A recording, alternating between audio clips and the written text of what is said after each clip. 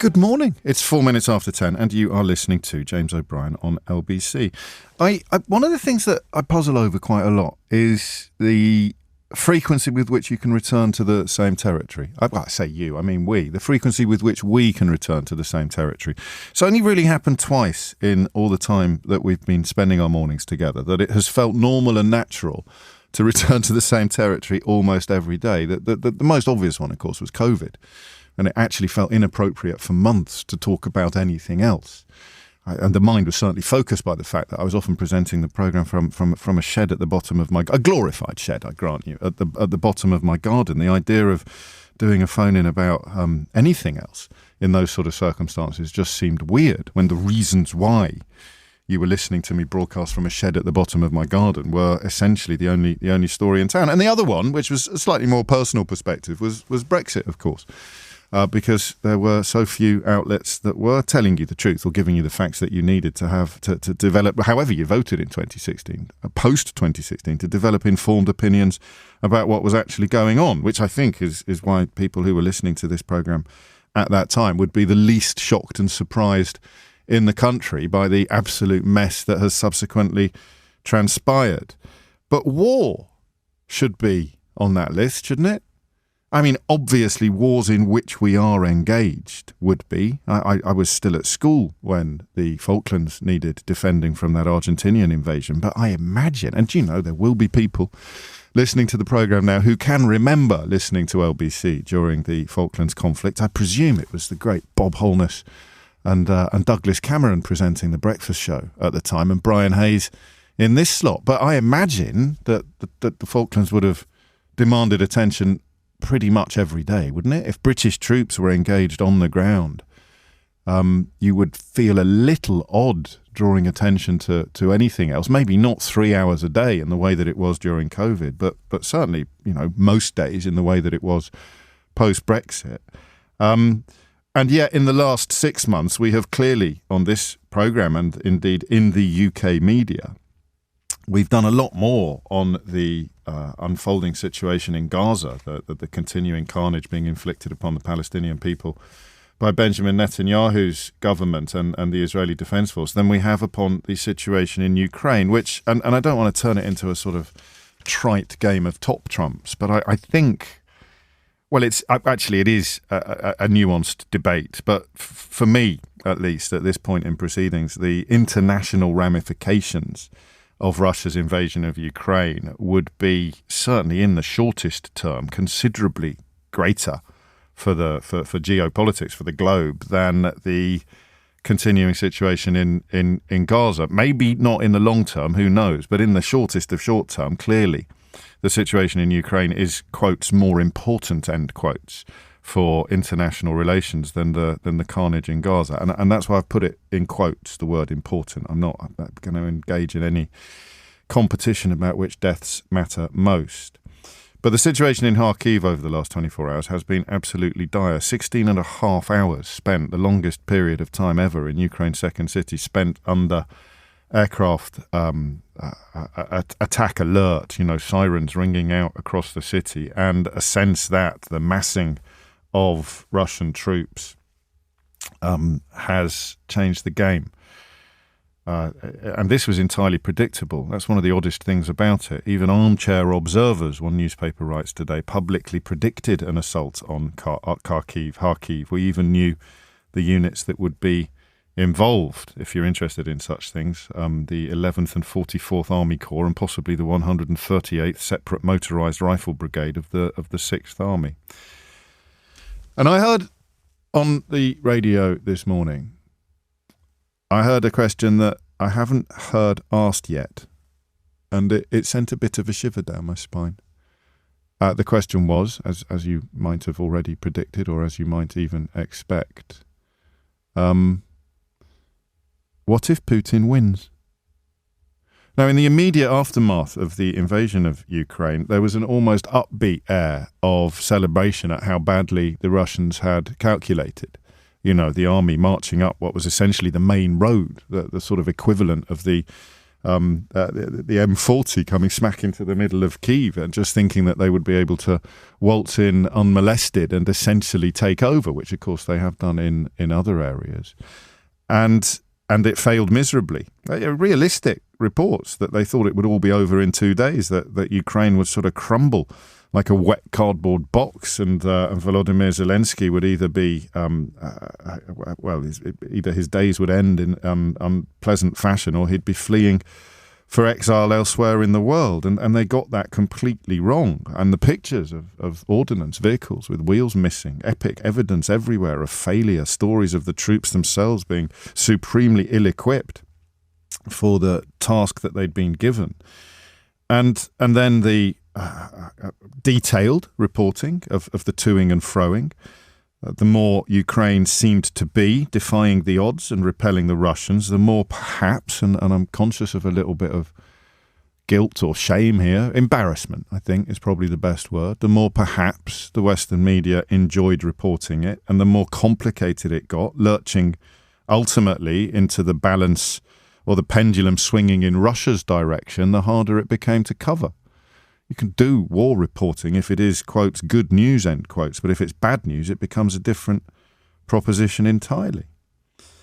And then, of course, the problems in Congress that Joe Biden faced in getting aid into the region, the simple calculations, the simple mathematics of running out of shells.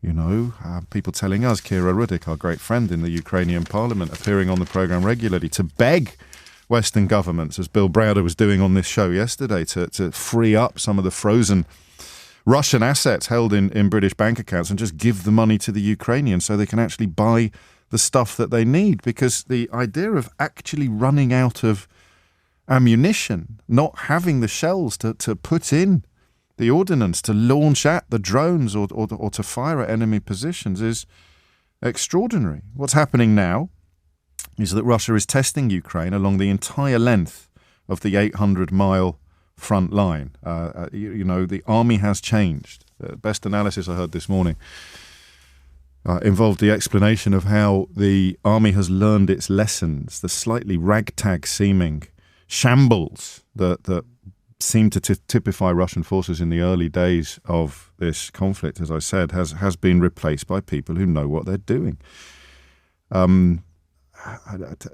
Tobias Ellwood tried to draw attention to something really interesting earlier this week, and Twitter being Twitter, it sadly his serious point got buried under a barrage of mockery that he'd used a photoshopped picture of the new head of the military. But the new head of the military doesn't have much of a military background. He's essentially an economist, showing that Putin is now prioritizing a sort of military procurement over almost anything else, ensuring that his army is equipped to the teeth with the sort of arms and ordnance that it needs to inflict the unimaginable on Ukraine. And it is the unimaginable to which we turn our attention this morning.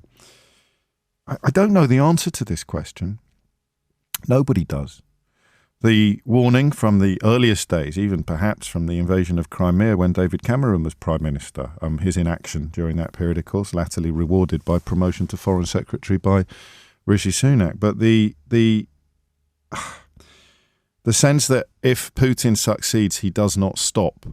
I'm always reminded in several contexts, not just this one, of the failure, the foolishness of thinking that some appetites can be sated.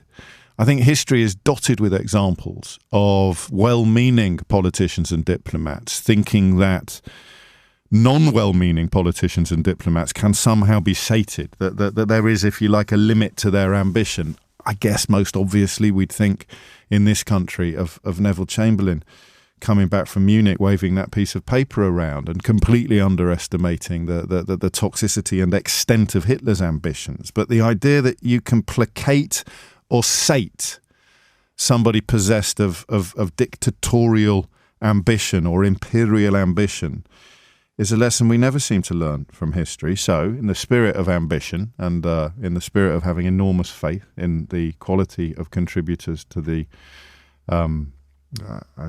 program that I present, Have a crack at that for me.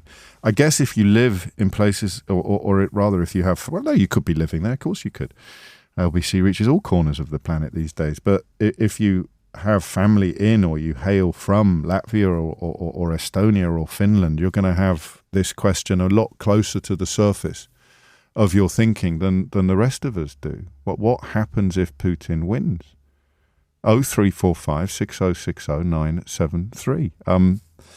And I'd also like you to start ringing in on that now, by the way, because I don't want to inflict any more of my slightly amateurish analysis on you after the next junction. But the other element of the conversation is about what the West has done. Do we know what the West has done? Do we have a full... Actually, I can make a blithe observation about Joe Biden struggling to get the aid through Congress because of various conflicting, self-interested positions being adopted by various American politicians. But do you want to have a crack at answering why we haven't done more? Why the United Kingdom hasn't done more? Boris Johnson, who I did warn you at the time can't be trusted as far as you could throw him, made great play about what a stalwart supporter of Ukraine he was. But, I mean, looking at the situation now, I don't think we can claim in the last 6 months to have been of particular use. Other countries way ahead of us on the question of supply and support.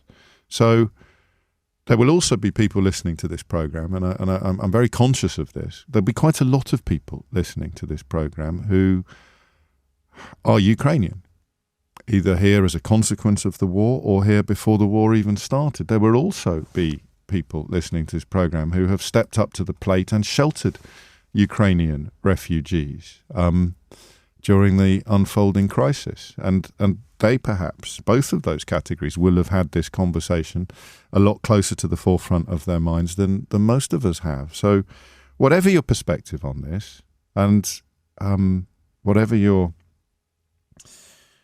experience, I want to know your answer to the question of what happens if Putin wins.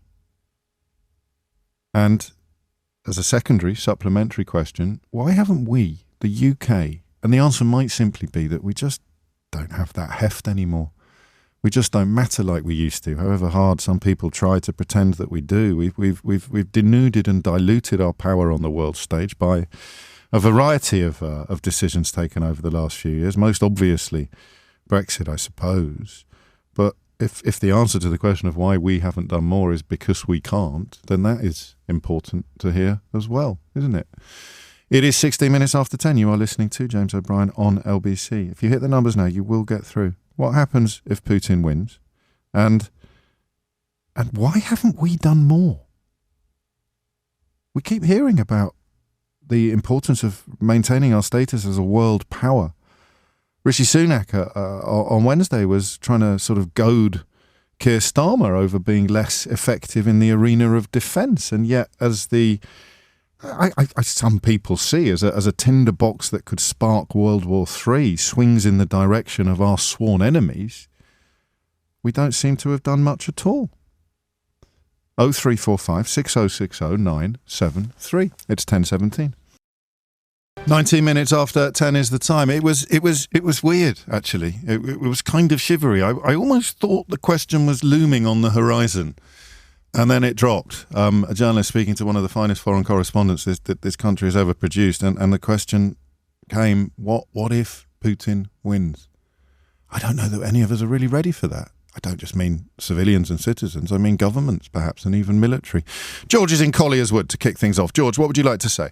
Hi, James. First-time caller. Well, you've picked a subject. You've picked a nice, easy subject to break your duck with, haven't you? Well, I'm on the right of politics, so I just kind of listen to you. Carry on.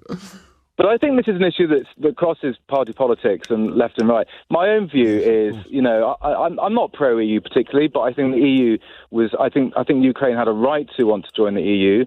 I don't think NATO was a threat, but I do think we've allowed Putin to go this far. We should have spotted this with Crimea. We turned a blind eye.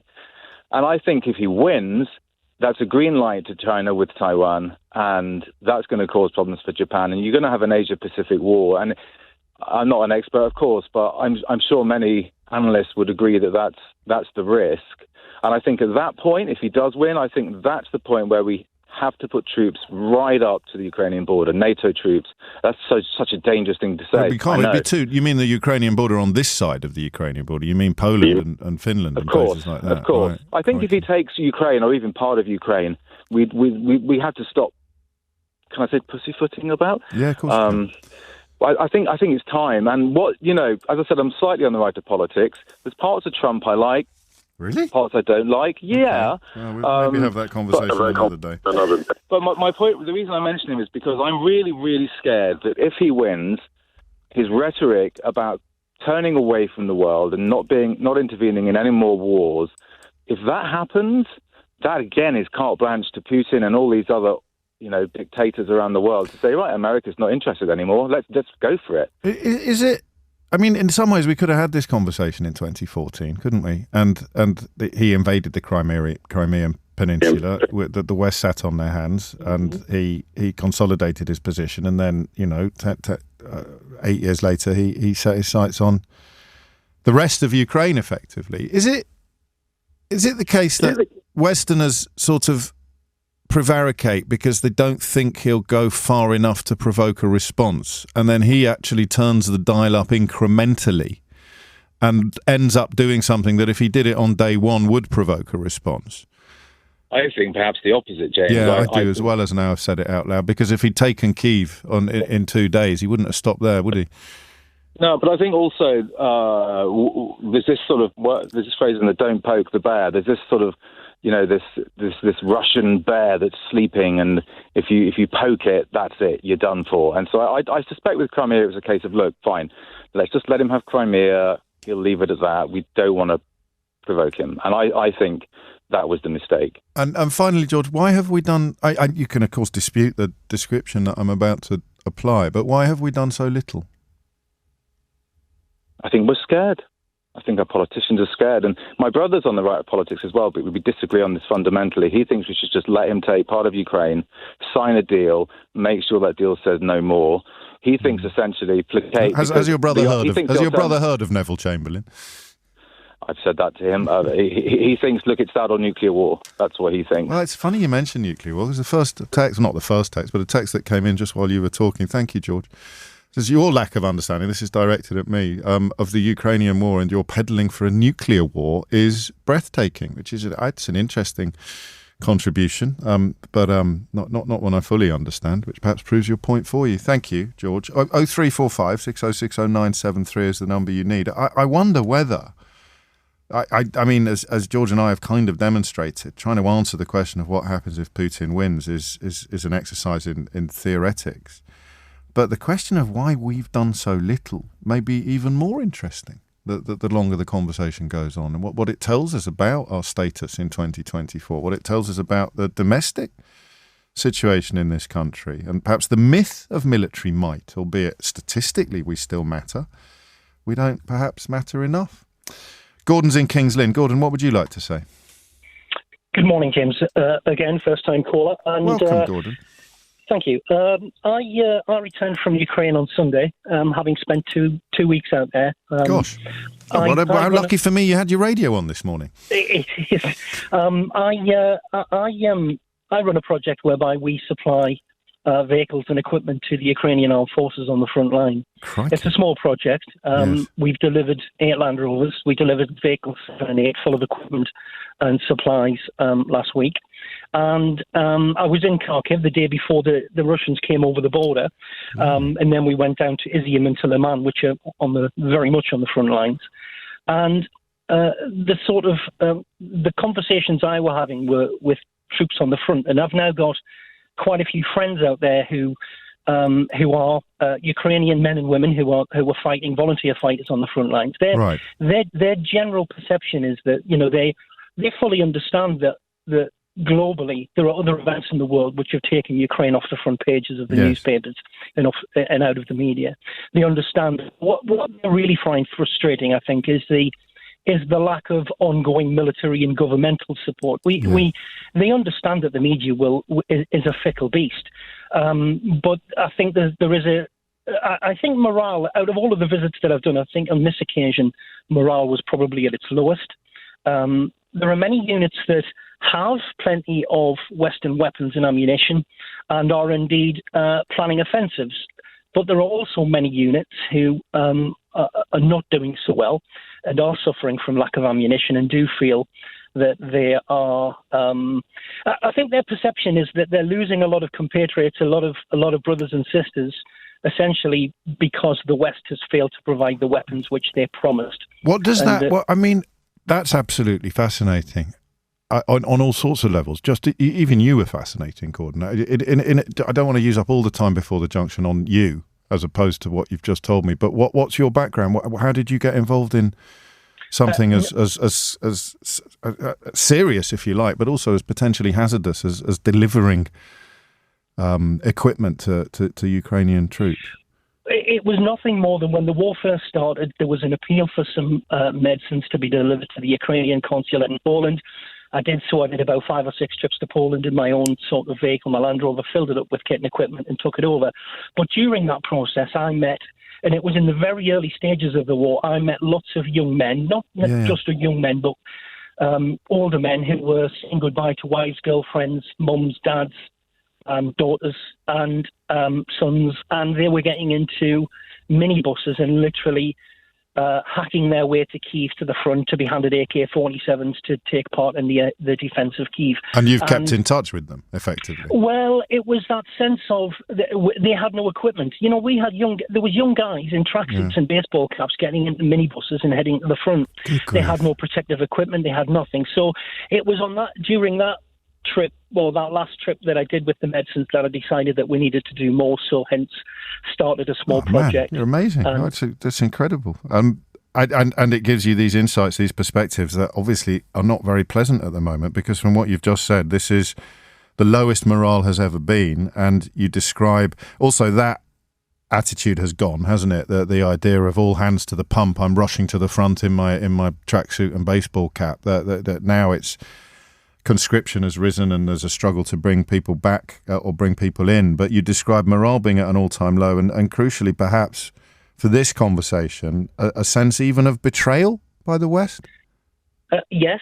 I would say that there is, to a degree. I would also say that there's also a huge sort of chasm opening up in Ukraine society, which I've never seen before. Go on. So when you're on the front, and when you're in towns like Slovyansk, Kramatorsk, Izium, Liman, I mean, Liman is a city, say the size of King's Lynn, where the only thing that lives there are rats and dogs. Everything has been destroyed. Everything. And you live with the constant rolling thunder of artillery in the background. It's a permanent backdrop. But, you know, when in those places, it is, the way I describe it to people, it's a little bit like Mad Max. Really? It's hard to describe. All you will see are troops, and every vehicle is painted NATO green, olive green, camouflaged, and every vehicle is pressed into service. Some of them have huge attachments on the front of them, battering rams. You see, it is literally like Mad Max. But then you take an 18-hour train journey north to Lviv, which is in the west near the Polish border. Yeah. And the town square is literally full. Every restaurant, every bar is full. And it is a serious, mind-bending experience if you're at the front or you're a soldier getting off those trains and you then see the rest of Ukraine living a very normal life. Good Lord. And, I mean, that's war, in a way. I mean, certainly modern war, unless you're looking at the kind of, you know, getting caught, the Germans getting caught on their way to Stalingrad or something like that. That life behind the front has always gone on relatively as normal in European wars compared to life at the front. But that must sap some of the resolve of the soldiers that you describe. It's as if they're two parallel universes, and people living in the Mad Max version feeling increasingly forgotten by the people living in the other version? They do, and there's a huge amount of animosity growing now. Right. And this is terrifying. It is, and you know, and I understand both worlds, and I understand that life has to go on. But you find yourself, you know, I was standing in the town square in Lviv, and I just wanted to put my backpack down yes, and scream at the top of my voice. do you know what's going on? Do you know what's going on? And every man and woman need to put their shoulder to the wheel. Otherwise, there is going to be no Ukraine. Which brings me to the question that informs today's programme. In your view, what happens? I mean, I don't want to put words in your mouth, but you clearly would be of the view that the prospect of Putin succeeding is higher now than it has been since the first days of the invasion. What happens if he wins? There seems to be this perception that Putin is just looking for land, and there was this whole range of stories that were projected by the Russians as to why they were conducting this special military operation, as they call it. In reality, many Russians who, whether they be prisoners of war or Russians that you meet who are now fighting on the Ukrainian side, their view is that the average Russian who was on the other side, their view is, why should Ukraine, or why should the average Ukrainian live better than a Russian? And don't forget that outside of the major cities of Moscow and St. Petersburg, in the vast continent, Russia is huge. And in that landmass, poverty is rife. 20% of Russians still have an outside toilet. Yeah. It is, and so with the propaganda mixed with the sense that there was a huge amount of animosity to Ukraine because Ukraine was turning to the West. Yeah. It wanted to be part of Europe. It was embracing NATO. And you can't underestimate the power of a completely controlled media. So they're getting an entirely bent analysis of the facts. The Russian public, most of the time. Absolutely, and there is. Ukraine is really at a critical moment now, and all of the trips that I've done and all of the times that I've been, I've never been so worried. Yes, I'm talking to individuals and friends in various units, and they're losing people, and that has its own, is morale sapping in and of itself. But the fact that they feel that they have, for whatever reason, all of the support and all of the words from the West about "don't worry, we're standing with you," that has fallen completely by the wayside. They've crumbled to dust, which is why that second question accompanied the apocalyptic one at the very start of this hour. Gordon, I never know whether or not I'll get callers like you when I jump into the deep end at 10 o'clock in the morning, but when I do, it's a source of enormous gratitude. Do you want to tell us more about your organisation? A few people are asking if they can support you or help you, but it's entirely up to you. We if everybody goes to Operation Freelander on Facebook, we're a small group. There's 3 of us, effectively, and we raise money. We purchase Land Rover Freelanders, mechanics rebuild them, we refurbish them, we paint them, we equip them, we take out equipment that they need. This time we took out chainsaws, optics, combat boots, specific to the units that we're supplying. And anybody who wants to contact us, contact us on Facebook, via Facebook, and we will be setting up another Operation Freelander, and we will be setting up another Facebook a fundraising page.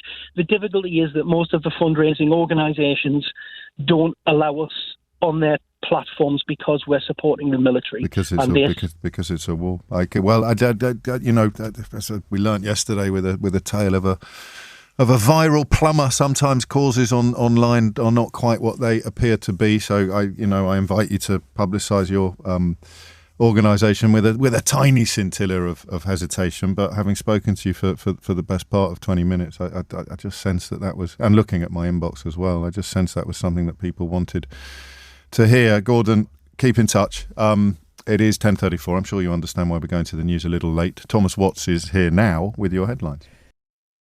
10:38 is the time. A lot of admiration coming in for both what Gordon does and the clarity of his explanations. I'm sure he won't mind me reminding you that it is but one perspective, and others are welcome. Hannah says, that was absolutely fascinating. I never thought about the idea that many Russians might be simply jealous of what Ukraine has as it aligns itself with the West. Of course, it's easier to hate than to look inward and direct that anger and hate towards Putin. Absolutely fascinating. I agree, but it didn't it, towards the end, refocus attention on that supplementary question this hour, which is, why have we done so little? I kind of think the problem with one of the billion problems with Boris Johnson is that he is so morally corrupt. I don't think that's an opinion, that's just counting. But he did demonstrate that the notion of being at the front of the queue of supporters of Ukraine, certainly in the early days of the war, was a popular political position to adopt. So you don't even need to be courageous or brave to do it. You could be entirely cynical and self-serving, as of course Boris Johnson always is. And yet subsequently, I don't know if you can count Liz Truss's 49 days in the job, but subsequently the sense of the United Kingdom being a stalwart, staunch supporter of Zelensky and Ukraine has dissipated with every passing month and year, hasn't it? And I don't fully understand why. Maybe it is just a reflection of our genuine status on the world stage rather than a sort of inflated PR-style status perpetrated by Boris Johnson. If you want to join the conversation, the number is 0345 6060973. Remember that second question is why have we done so little? Why are we doing so little?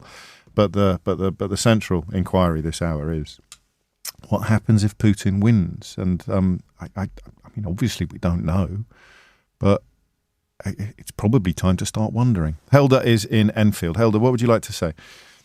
Good morning, James. Thanks for the opportunity. Big fan, always have been. Thank you. James, a little bit of background, okay? Yes. I'm 43 years old now, but once upon a time, I was a young NATO soldier serving in a NATO base, and our purpose was only one, and it was to keep the Russians out of Europe, okay? Right. Yes. Unfortunately, us in the West fell into a false sense of security, because this is a war that's been in the making for 20 years. Okay, yes. And I'll explain. There is a gentleman called Alexander Dugin, which is called in Russia the brains of Putin. Yes. He wrote a book in 1996 called The Foundations of Geopolitics. Okay, Mm-hmm. and if you look at it, if you read it, it is a roadmap for what's happened in the past 20 years, from the invasion of areas in Georgia to Ukraine and so on and so forth. Unless he's today's Nostradamus, he It's a textbook, really, and it also looks at the control of information, doesn't it, and the manipulation of information, I think, and the ways in which you can turn the West into a place that would be powerless to resist the imperial march that he dreams of in that text. But exactly what he wrote has been put in place. One of the big points that he makes is they had to separate Britain from Europe. Yes. And lo and below, we get Brexit. Another point he makes is to destabilize the United States from within, using race wars and so on and so forth, by whatever means possible. Yeah. Lo and behold, we get Trump. James, we in the West are sleepwalking. We are already in World War III. Okay, the Russians know this. That's why they've changed their economy completely into a war footing. This is the point Tobias Ellwood. This is the point Tobias Ellwood was making earlier in the week by just pointing out what the change in personnel at the top of the Russian military means. Yes, and we are not taking this seriously at this moment in time, and it's going to bite us. Unfortunately, a year ago, I was positive that Ukraine could ride it out with all our support and so on and so forth. As it stands, between the Americans playing silly buggers in Congress and not giving them the aid they needed when they needed it, okay? Yes. And some countries in the West, unfortunately, Britain springs to mind, not pulling their weight. Who is pulling their weight? I sense you watch things a little bit more closely than the rest of us. I presume the Baltic states are aware of the jeopardy. Oh, massively. Very quietly, as into not to poke the Russian bear at this moment in time, but the Poles have just massively rearmed themselves. They're spending, from memory, 4% of their gross product, gross income in armaments. The Romanians, for the past year, have been building a motorway 24 hours a day, 365 days a day, with a motorway from their western border to the border of Ukraine, and they have already purchased a load of Korean tanks as well, and the Baltics are petrified. When did your pendulum swing? When did you shift from... When in the last 12 months did your optimism disappear, Helder? When in America, the far right when Congress went nuts, and the Trump brigade managed to stop aid for 6 months or 6 or 7 months. They've done it once; they can do it again. Now, the Western countries in the EU are doing all they can, but they haven't got the firepower the Americans have. No. And Britain is shying away. Unfortunately, are you sure that's true? Are you sure that's fair that Britain is shying away? I mean, I haven't got any grounds on which to challenge you, but I just want to double check, if I may. Okay, given Britain's industrial and economic capacity, a lot more could be done, James. So, the military-industrial complex could be weighing in. I mean, I suppose for somebody like you with your background of service, the thought of running out of ammunition sends a whole different kind of ship. Yeah. It's staggering. James, in the year 2000, I was in the NATO base in Lisbon, and obviously there's a lot of stuff I can't discuss, but some of the gear we had, and this is going back 24 years, was state-of-the-art and plentiful. Nothing lacked. To now find themselves in an active shooting war with no artillery shells, it's like, how? How are they meant to? And that's an almost impossible question to answer. But do you want to have a go? I mean, is it a lack of will? Is it the political turmoil in this country? Your analysis of Dugin, who I haven't read in full, but I've read plenty of praises of him, and it is perfectly fair to say that the book explains why Brexit was a key strategic aim for Russia, as Peter in Finchley reminds me, because it weakens the US's influence in Europe. But the question of why the UK wouldn't have just done more is one that I still find quite hard to answer. Because the UK is minimised after Brexit. Brexit was part of the Russian master plan. There's a reason why Boris Johnson left a Foreign Office NATO meeting with all the plans, left a security team, jumped on a plane to Italy and went and met the son of a KGB spy. I think the dad was there as well, actually. It emerged a year or two later. The son, of course, is now in the House of Lords, and the warnings of the vetting committee that wouldn't be a very wise move were completely ignored by Boris Johnson. But some people still, when they hear you say that, will not be ready to accept it. And of course, with Johnson, the balance between just being an absolute liability and being responsible for bad stuff is always quite hard to call. But yeah, I mean, certainly in the context of turmoil, confusion, domestic division, all of those things will be answers to the question of why we haven't done more. Helder, thank you. I think between you and Gordon, the rest of us listening today can feel a degree of privilege at the quality of the perspective. We'll talk again, I think. It's 10:46. It is 10:49. Alan Sunderland texts to say it's not just issues in the US Congress. Western politicians have essentially stopped Ukraine attacking Russia with Western weapons. This means Russia can resupply and manufacture with impunity, and Ukraine is now a 20th century style war of the factories, with only one side really being in the game. However, the effect on Russia from catastrophic casualties may eventually prove important, as in World War I. Tim Marshall is a foreign affairs analyst whose books generally spend even more time in the bestseller charts than air fryer recipes, which is saying something in the current market. His latest, The Future of Geography, How Power and Politics in Space Will Change Our World, has kept that tradition alive. And Tim joins me now. It's a slightly apocalyptic question, Tim, but it's one that I think it's probably time to ask. What happens if Putin wins? World of pain. And I mean world, not just Europe. This debate's been going on for several months now, sparked by Trump essentially saying that he's going to sort it all out within 24 hours if he comes back to power. Majority of Republicans in Congress want to at least reduce support for Ukraine. Trump talks about ending it. Whether he would or not, we don't know yet. Of course. But if he did, then Russia will win, because they've given more than the Americans, than all the Europeans combined. And Ukraine couldn't hang on without them. So they either have to be defeated properly, or they go to the table with Russia in a very weakened position. So the knock-on effects from that is that, well, go back briefly. He took parts of Georgia in 2008. He took parts of Ukraine in 2014. He used that as springboard to take parts of Ukraine again in 2022. Is there any logical reason to think that he would stop there? No. NATO would be fundamentally weakened. So what are the next targets? The rest of Georgia, either through making sure that the government is beholden to him or take it over militarily. Moldova, where there are 2,000 Russian troops. If NATO then is so enfeebled that it becomes what Macron said, brain dead. And if Trump, and these are big ifs, but these are the scenarios that you asked for, James. Yes. In this event, NATO is brain dead, at which point Article 5, going to the help of everybody, starts to fade away, at which point the Baltics are on the table and so is Poland. And then the last bit of the global jigsaw, ask yourself why South Korea and Japan seriously help Ukraine, big time, money and munitions. It's because they get it. They know that if Russia wins, essentially NATO loses and America loses, at which point they're in trouble with China, because China looks at the global scene and thinks, excellent, the Americans are paper tigers. So, it sounds apocalyptic, as you said, but history doesn't stop. We've just seen the biggest invasion in Europe since World War II.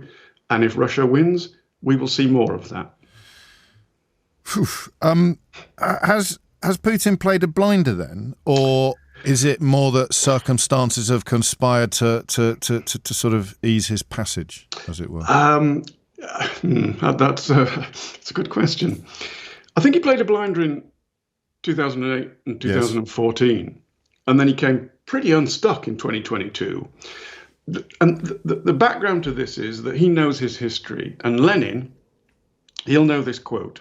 Lenin said, when you have a bayonet and you think your opponent is weak, stick it in. If you find mush, keep pushing. If you find something hard, withdraw. And up to 2022, he found mush, our mush. Yeah. And so, of course, he kept pushing. In 2022, finally, the enormity of what he'd been doing and our idiocy, pacifism kills, basically. Finally, people like Germany woke up to this reality. Pacifism can kill. And he found something hard. And for 2 years, about a year and a half, that hardness remained, but it's beginning to crumble. If the Americans pull out, you will have the Germans, the Italians, Spanish, Portuguese, not so much the French. A lot of the Europeans will think, excellent, we can stop spending all our munitions and our money on Ukraine now, because that solidity is beginning to crumble now. I hadn't thought of that. I mean, I thought perhaps that sentence was going to go in the opposite direction, and you were going to say they'll step up to the plate, but it will be too late. That's interesting, because I think that is what Macron is doing at the moment, and to a lesser extent the British, who remain solid. Macron, who was always flip-flopping around, is actually begun to become more solid. But and what he's doing is, after Trump said these things, putting into doubt whether America under him would continue to support Ukraine, there was this sort of panic. Oh my God, we can't rely on the Americans anymore, perhaps. Yeah. We better do something. But there's a huge split. The Slovakians will, under the current government, with the unfortunate prime minister and his unfortunate assassination attempt the other day, they will think, Ukraine, go to the table, make peace in a week, and it will weaken position. Hungary would support that. Germany would probably support that. Spain, Portugal, Italy, and one or two others. You would be left with the Baltic states, because they get it, the Czech Republic, Sweden and Finland, the Brits, possibly France. And in no way, shape or form is that enough to sustain the Ukrainian war effort. Finally, Tim, I have been asking this hour why the Brits haven't done more, but under your analysis, they remain near the forefront of support. I mean, we have our failings, and Mr. Johnson has his failings, but he and the Brits stood up early doors. In fact, they've been standing up since 2014. The British were onto this very early in training cyber resilience and naval assistance and all sorts of things. And if you look at the table of who's helped the most, I mean, there's various ways of looking at it. How many munitions have you given? How much money have you given? And then you get into GDP issues. But the British are towards the top of that. Germany has given a lot of money, but as I said, 2 years in, it's beginning. Fatigue has set in. Our munitions stockpiles are incredibly reduced, and we haven't tooled up the European defence industry to start actually manufacturing them again properly. We began a few months ago. Russia began on day one when it realised, oh dear, we haven't done as well as we thought. And their munitions factories, which are working double time now, there is a flow of weapons coming out. We are a couple of years behind them. And oddly, that is the point that my texter in Sunderland was making just before you came on. Tim Marshall, what are you working on at the moment, Tim? What's the next book? I'm rewriting Prisoners of Geography, which came out in 2015, because next year is the 10th anniversary. So we're going to weave in all the trends. Fantastic. What has happened over the last 10 years? It's been a bumpy 10 years, James. I'm always an optimist. I think that humanity's future is bright eventually, but the next 10 years are going to be bumpy as well. Tim Marshall, foreign affairs analyst, best-selling author, expert, as if you didn't know before, you will know now, in his latest book, The Future of Geography, How Power and Politics in Space Will Change Our World. Thank you, Tim. It's coming up to 10:58. I'm going to squeeze in one more call if I can. Simon is in Kingston. Simon, what made you pick up the phone?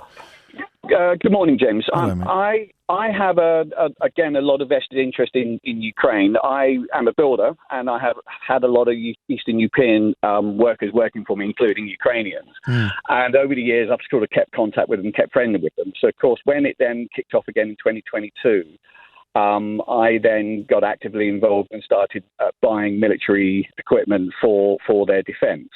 I also found out I actually had a British friend who's ex-military. He went out there, who in very early days, he's still out there now as a volunteer, fighting on the front line. So I was then feeding him in equipment as well. We bought a pickup truck and the scope, sniper scopes, that kind of stuff. And I've been actively sort of buying drones as and when I can afford it. I've tried to raise money, but just nobody over here is interested. It's really hard to actually get people to get involved. Why do you think that is? I mean, we've got a cost of living crisis. We've got homelessness going on. We've got water full of sewage. I mean, there are quite a lot of things on people's priority list, but that's the problem. There's just too much going on, and it's the whole. Obviously, sort of the Tories are sort of dying by a death of 1,000 cuts. And it's just the whole, there's just so much stuff going. And of course, everyone, forgets the fact that the majority of the reason for our energy bills being so high is because of the Ukrainian war. Everyone just blames the government. Yes. And so everyone's got their own problems to deal with. So I think that's part of the problem. So I've ended up, what I'm now trying to do, I'm an old, I used to be in the music industry as an old punk, so I'm selling all my old memorabilia off and making good money from that, I'm using that to buy more drones, etc. Because it's the only way I can sort of carry on raising funds, because I put stuff out on media, on Facebook, etc. But nobody really responds. Just doesn't land. And I can't sort of badger people. It's just. And you can't look away. You can't look away because of the way that you're built. But briefly, if you. I went to Ukraine last year to visit them. I went down to the front lines and went to Kyiv and Lviv. And your first caller, he was absolutely spot on. The eastern side is in proper war mode, including Kyiv. But then you go to Lviv, and I went for a day out to the mountains. And there's a ski resort on the far left-hand side near Romania. And you'd never know there was a war on. It's all this massive building projects going on, hotels being built. Is that not inevitable? Or what point does that, in a sentence, because I'm late for the news, it's becoming my catchphrase this month. Why is that significant? Is you and Gordon are both drawn to this contrast between life... It feels to me as though it needs to be total war. If you're going to go into the Second World War, it's shoulders to the wheel. It's shoulders to the wheel. And if it's not the top priority, if all the focus isn't directed at that front, then that front will fall. And like you said, you've still got people going out to restaurants and dining and having a great time, and yet there's posters everywhere of all the fallen. Like in Lviv, the town square is full of these posters of all the men who've fallen and women, and it's very sobering. And yet at the same time, everyone's out having a good time, and it's just this weird dichotomy. It's a strange mix, and it really confused me. Yeah, I can see why, and I can see why both you and Gordon remain struck by that, despite the fact that at first glance it wouldn't seem to be the most important element of your experiences, but it speaks to a much deeper malaise, doesn't it? It speaks perhaps to a lack of focus that becomes then a lack of military success. Oh, Lord, what an hour. It is 11:01. You are listening to James O'Brien on LBC. It is 5 minutes after 11, and you are listening to James O'Brien on LBC. Thank you for that hour. I some days, and especially on Fridays, don't laugh, especially on Fridays, I find myself feeling a bit trepidatious when we are poised to jump into the deepest end of the sort of news pool. But goodness me, you certainly looked after me there.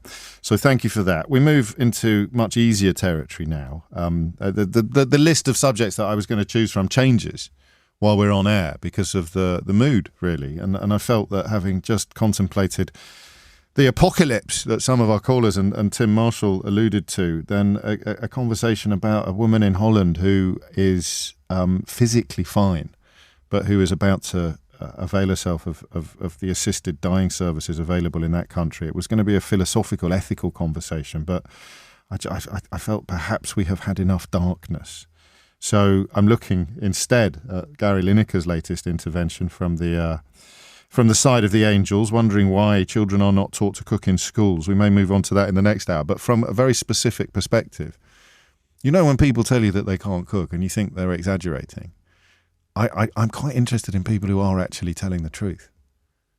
I mean, I can't boil an egg, and you sort of think, no, of course you can. If you really can't cook, and this, of course, would be a consequence of not having been taught what used to be known as domestic science in school. What do you actually live on?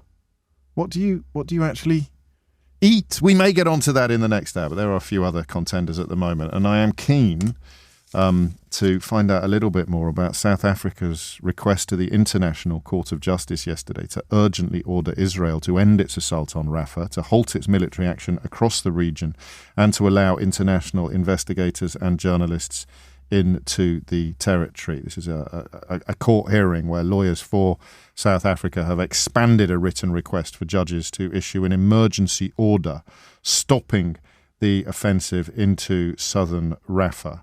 And Professor Vaughan Lowe, who's a lawyer for South Africa, has said that unless the court acts now, the possibility of rebuilding a viable Palestinian society in Gaza will be destroyed, which of course moves that finding a few weeks ago about the relevance or the necessity, potential plausibility of protecting Palestinian people from potential genocide becomes a little clearer and ever more urgent. So I'm quite keen to find out a little bit more about that as well.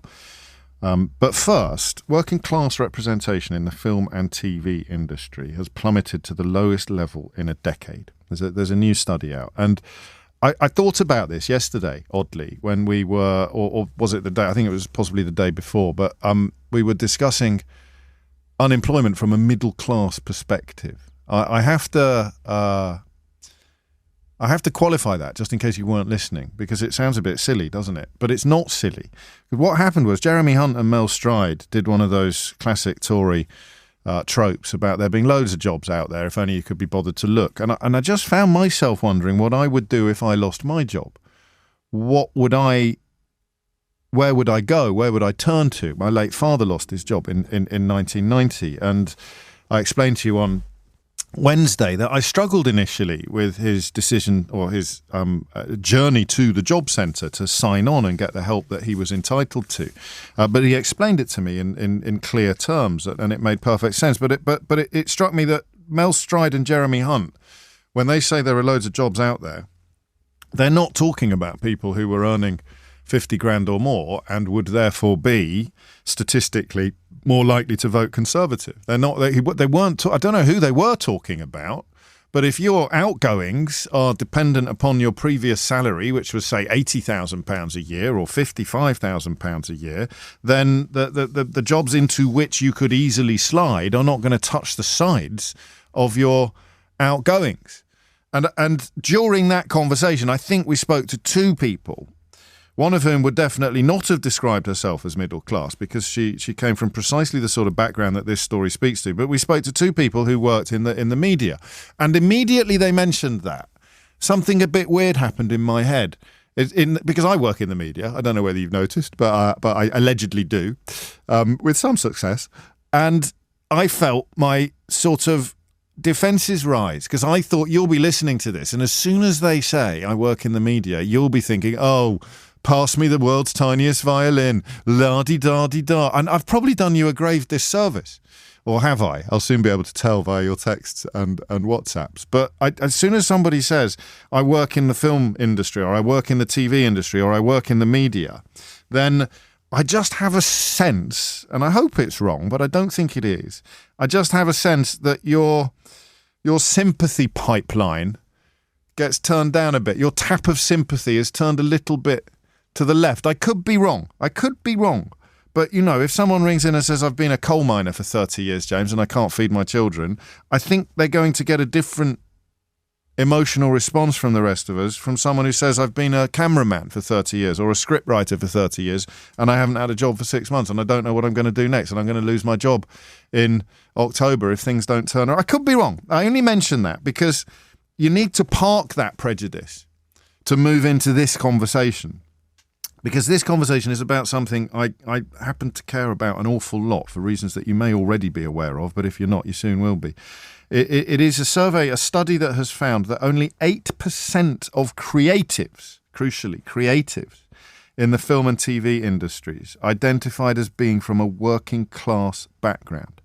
60% of those working in the same sector were middle or upper class. That's the highest that it has been in 10 years. Now, do you know that the very first article I ever got published in a vaguely national organ was for a much missed magazine called G-Spot, where Danny Wallace just did Full Disclosure with me, and it turned out he was there as well, but we didn't go to the office. We worked from home, so we never actually met each other. But it wasn't what it sounds like. I had to caution my mum to stop boasting about it in Sainsbury's at the time, in case people got the wrong idea. It was a club magazine. It was a sort of club-based culture magazine, and I wrote an article about media studies courses, and how they were proliferating. And then not long after that, when I'd finally got myself a berth on Fleet Street, I wrote an article, would you believe, feels like a confession this, for The Spectator magazine. Long before it became the absolute sewer that it is now. I wrote an article for The Spectator magazine about how the arts, in particular, were becoming dominated by people who'd been to public school. Never mind middle and upper class, but a very specific cohort of people who had been to public school. And it was actually remarkable. And this is going back, 52, this is going back about 25 years, almost to the day. And there was a sense even then that a shift was underway, which I identified most obviously as being available to work for nothing or to live in London without earning enough to live in London. So if you had a family flat or you had friends that you could stay with, because, you know, for good or for ill, most of the media and most of the creative industries then, it's changed a bit since, were in London. And if you had to actually work to live in London, like I did when I was trying to get into the media, I was working in menswear, then it was a lot harder to be on the end of the phone and to get a job, or crucially, to spend 6 months knocking on doors, to spend 6 months dropping off your CV, to spend 6 months trying to get in to these kind of industries. So the Creative Industries Policy and Evidence Centre at the University of Sheffield has looked into this and found that the vast majority now of people working in the creative arts are from middle and upper class backgrounds. You don't know you're privileged often. The best line I've seen on the question of privilege is the idea that if you've grown up privileged, if you've spent your whole life enjoying privilege, then equality can feel like oppression. And there's evidence of that sometimes. It feels everywhere you look. But you don't know you're privileged. So I used to object to the idea that I had got my break in journalism because my dad was a journalist, because by the time I was trying to get onto Fleet Street, all my late father's old mates were either dead or redundant. But of course, even though he didn't get me through the door, once I was through the door, I had a privilege of being able to say to the news editor, oh, I think you used to work with my dad, or being able to say to another journalist, oh, maybe you knew my dad, he was on the Telegraph. And it just gives you a patter, gives you a language. It's a privilege, you know. That might not be quite the right word to use, but it is, in a way, it's a nepotistic privilege because it was a consequence of my background, my family background, that I had a couple of things in my pocket that you wouldn't have had if you'd come from a very different background. And I guess by definition, being the son of a Daily Telegraph journalist made me middle class, even if I hadn't been to a fancy school. So why does this matter? Why does this matter? A consequence, I think, of my privilege is that I'm not going to be that good at explaining to you why it matters. Only 8% of creatives, so look at music, look at the performing arts, 65% of people in those areas are now middle class. 16% from working class backgrounds. One filmmaker told Channel 4 News, who've done a brilliant report on this, there is a sense sometimes that I feel like I don't belong in certain events and certain people I've met who I do feel sometimes judged by. Now, I can't begin to imagine what that's like. I'd never really felt judged on class grounds. I had terrible imposter syndrome when I started on Fleet Street, but that is obviously not the same. I saw Richard Herring, of whom I'm a supreme admirer. I love Richard Herring's work. His podcast is absolutely brilliant. I saw him tweeting yesterday about, because he hadn't gone to public school, he wasn't very good at networking. He wasn't very good at making the connections with the other people that you would need to do to get projects off the ground. And he described it as confidence. You could call it chutzpah, which is linked to private education, not intrinsically. There's plenty of people with loads of chutzpah who left school at 15 and, to coin a cliche, went to work at the local market. But you see, the point is about generalization. So there are two questions here, really. Well, actually, there's more than two, but let's suck it and see. Why is it so? This might seem like a slightly silly question for me to ask, and you might think the answer is obvious, but other people would benefit to hear it. Other people would benefit from hearing it. Why is it so much easier for middle and upper class people to get into the creative arts than working class people? Or if you prefer, why is it so hard for people from a working class background to get into the creative arts? Presuming, of course, that you want to. And I happen to know that you do, because it's some work I do with a charity that I'll tell you a little bit more about later in this hour. So that's question number one. Why does class have such an influence on ability to access creative arts? 8% is a grim figure. It's a 10-year low. But now a question that you don't need a personal perspective on, all right? Why does it matter? Why does it matter? I'll have a go at that myself before 12 o'clock, but it's 11:17 already because we went so late to the news in the last hour. Why does it matter? What does the country lose, in your view, when the representation of the working class in the creative industries is so small? All right? If you hit the numbers now, you will get through. 0345 6060 973 is the number you need. So why is it so hard for working class people to get into the creative industries, film, TV, music, performing arts? 0345 6060 973. And I know that it matters. This isn't a rhetorical question, though. Why does it matter?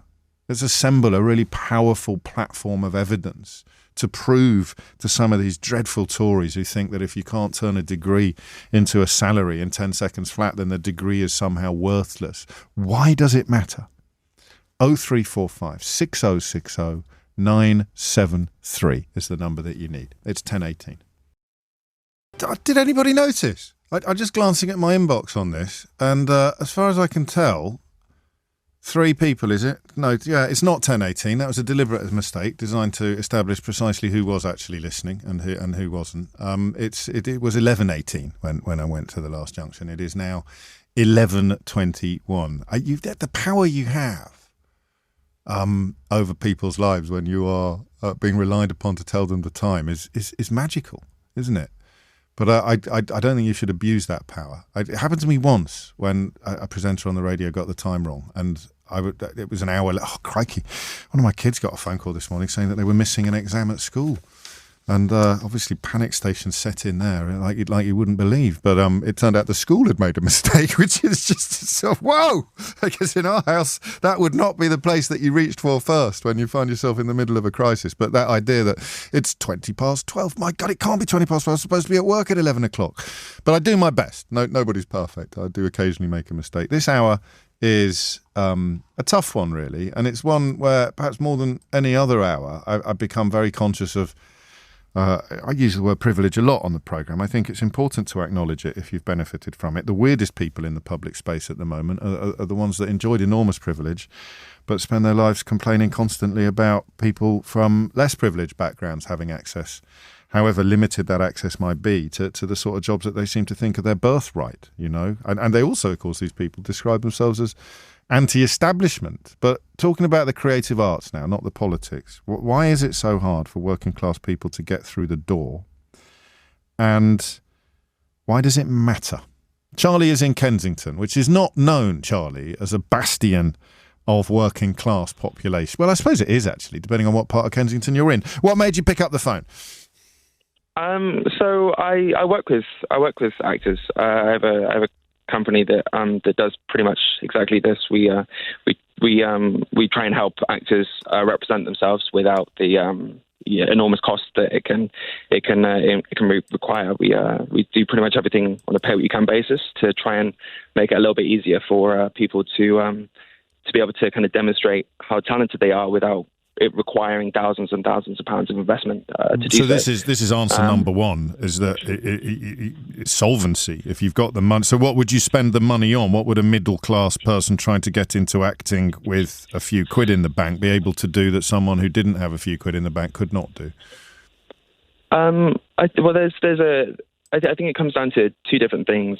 The first is primarily getting really, really good at the thing, right? So practice, dedicating time and resources to and what have you. Paying for training, that kind of thing. And then it's demonstrating to people that you are very, very good at it. And that comes through kind of reels and headshots and those sorts of things. Time as well, not having to go and work 40 hours a week at the restaurant or the hotel or the call center or whatever it is. These are all things that make an enormous difference to your ability to really kind of dedicate yourself to the pursuit of your acting career. And why does it matter?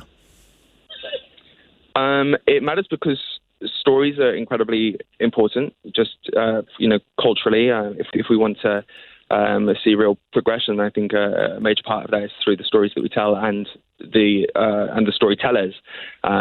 If we want more diverse faces, then we need more diverse stories, and we need more diverse storytellers. There's a really interesting statistic. I can't remember where I saw it, but it was about diversity in different kind of roles in the film industry. So you saw most diversity in performers in commercials, but then as the seniority of the role increased, the diversity got less. Okay. So when you get all the way up to like showrunners, that was the least diverse area. So if we want to have more diverse stories, then it's really, really important that we make access to the kind of like entry-level positions in acting greater, which is also a problem, is that there aren't very many entry-level positions because short films don't make an awful lot of money and fringe theatre doesn't make an awful lot of money. So there's not too many opportunities for people to and the world has changed, actually, hasn't it? Because how old are you, if you don't mind me asking? I'm 28. Yeah, you sound young, in a good way. I mean, that you make me feel grizzled. You make me feel grizzled and cynical. But when I was your age, it was still possible.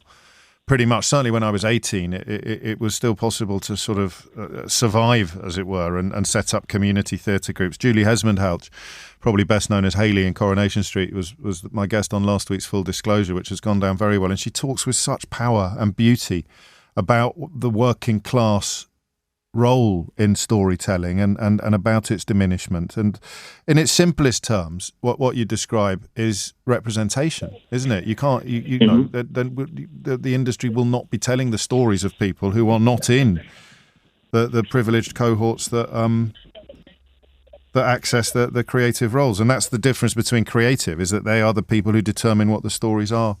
Why did you do that? What made you go down that path? It's an odd thing to do at 28, if you don't mind me saying so. What made me choose this industry? Focus particularly on trying to help people from backgrounds different from your own into this industry. Sure. Well, I grew up in very, very working class areas. While I'm currently in West London, I grew up in a place called Stranraer in southwest Scotland, which is a very working class area, and then Wakefield in West Yorkshire, which is another very working class area. And it was a single parent household, and my mum's on disability benefits, and we had absolutely no money at all for growing up. And while going through that, you still see what the opportunities are like for people who do have the opportunity to really invest kind of time and money in the one precise thing that they want to do. Yeah. And focus exactly. And I think that it's, there's a lot of kind of talk about how the best way to increase representation is. And I think that we see most diversity in the lowest economic group. So for me and my company, what we try and do is we try and focus on opportunity creation for the lowest economic group, in the knowledge that the kind of the repercussion of that will be more diverse faces on our screens in our theatres. Well, apart from the Daily Mail editorials complaining about it, that can only be a good thing. What's the company called, Charlie? You don't have to tell me. It's called ACTA, AKTA. Well done. Thank you, mate. It is, it's an important conversation, 28 minutes. A little bit of lazy stereotyping there from me, because Charlie sounds middle class and is calling in from Kensington. I presume that he had a background more akin to mine than to his own, which I suppose is part of the conversation that we're having. It is coming up to 29 after 11. Here's a little test for you. I've had a text off someone I admire enormously. I mean, really, really admire. And we must get them onto full disclosure, and they describe themselves as one of the last working class successful people on TV. I'm going to give them a ring during the break, but I want you to try to see if you can work out who it actually is, that could, with their tongue slightly in their cheek, but could with some justification describe themselves in those terms. Because 8% is a terrifying figure, particularly when you sit it alongside Tory attempts to essentially limit further education to courses that can be immediately translated into financial success, or to people who can afford to pay for a creative degree without any help from the state. It's coming up to 11:30. You're listening to James O'Brien on LBC, and Thomas Watts is here now with your headlines. It is 33 minutes after 11. Kate Robbins makes a great point. You'll know Kate from various, I suppose most recently from Afterlife Series 3, from the Couple Next Door, and from Unforgotten. But she points out that being on the dole paid for writers to persist and thrive with writing not that long ago. There was a demographic chutzpah in the 70s of being working class and entering the arts that has now disappeared.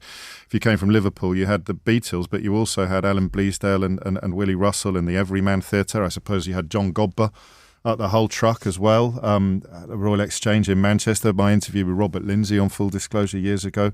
Couple of years ago was one of the highlights of my interviewing career, because he talked about stuff that is close to my heart for reasons I don't fully understand.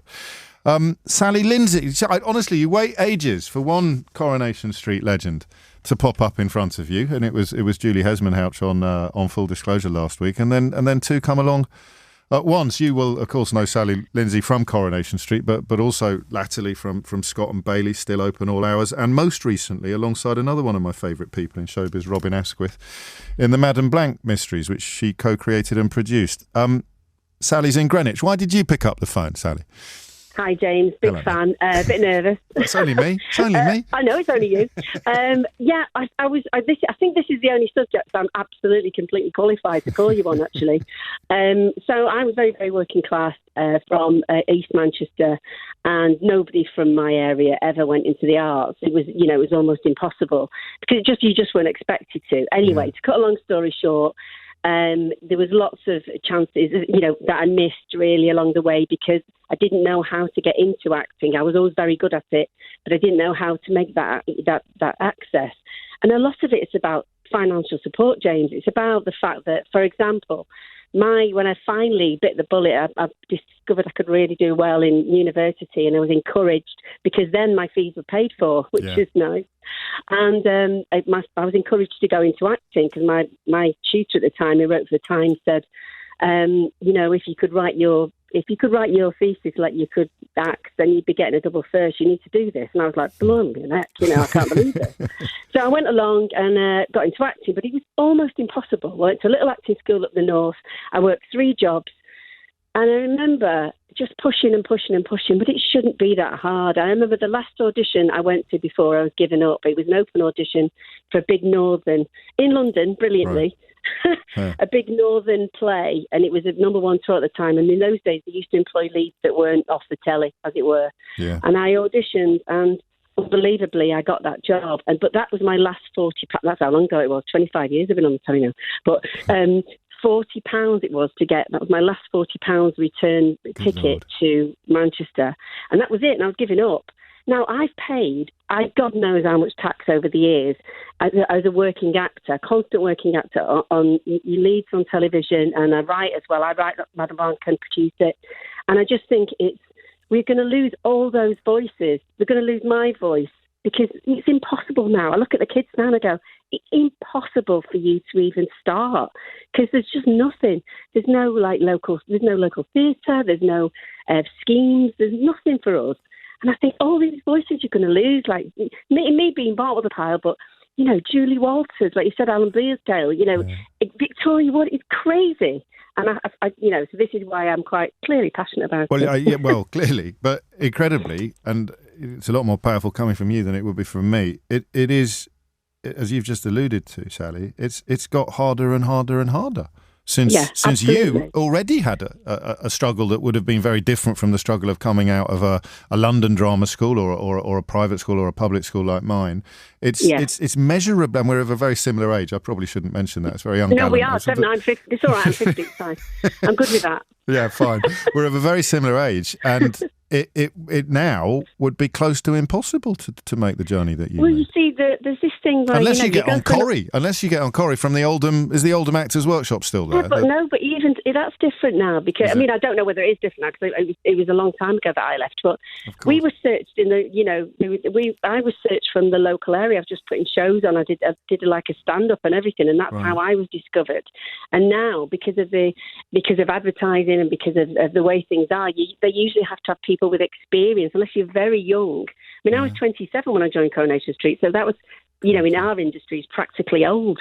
But unless you're very young and you've got no experience, they'll usually get a name now. So even that's different. Yes. And I do find, and also you need these voices. I'll never forget. Well, tell me why it matters. Tell me what we lose if we lose the diversity of voices. Because your experience comes through your writing. It has to. I mean, I'd have a crack at Bridgerton, but I think I'd be quite rubbish at it. Do you see what I mean? Yes, I do. And funnily enough, Downton Abbey was written by a bloke that went to my school, which kind of makes your point for you. Well, and I'm not saying I couldn't. I'd go into massive research and write it, but I think if you've got a passionate voice, you like Coronation, the writers on Coronation Street back in the day. I mean, the best ones are the ones from the working class. There was some that God love them had a go, but it was just sort of by gum where's me whippet, and you'd look at your script and go, this probably wasn't. This dialogue was never said in the 18th century. Never mind now. And this is what I mean. It's about your experience. It's about living in poverty or living on the breadline, living in working class Britain, and it's something that experience you can't really relate. If you haven't, you just can't. You can have a go, and some writers are brilliant at it, and I don't want to put them down at all because. I understand. But those voices are really important, and those experiences, and that's where your pot of diversity is as well.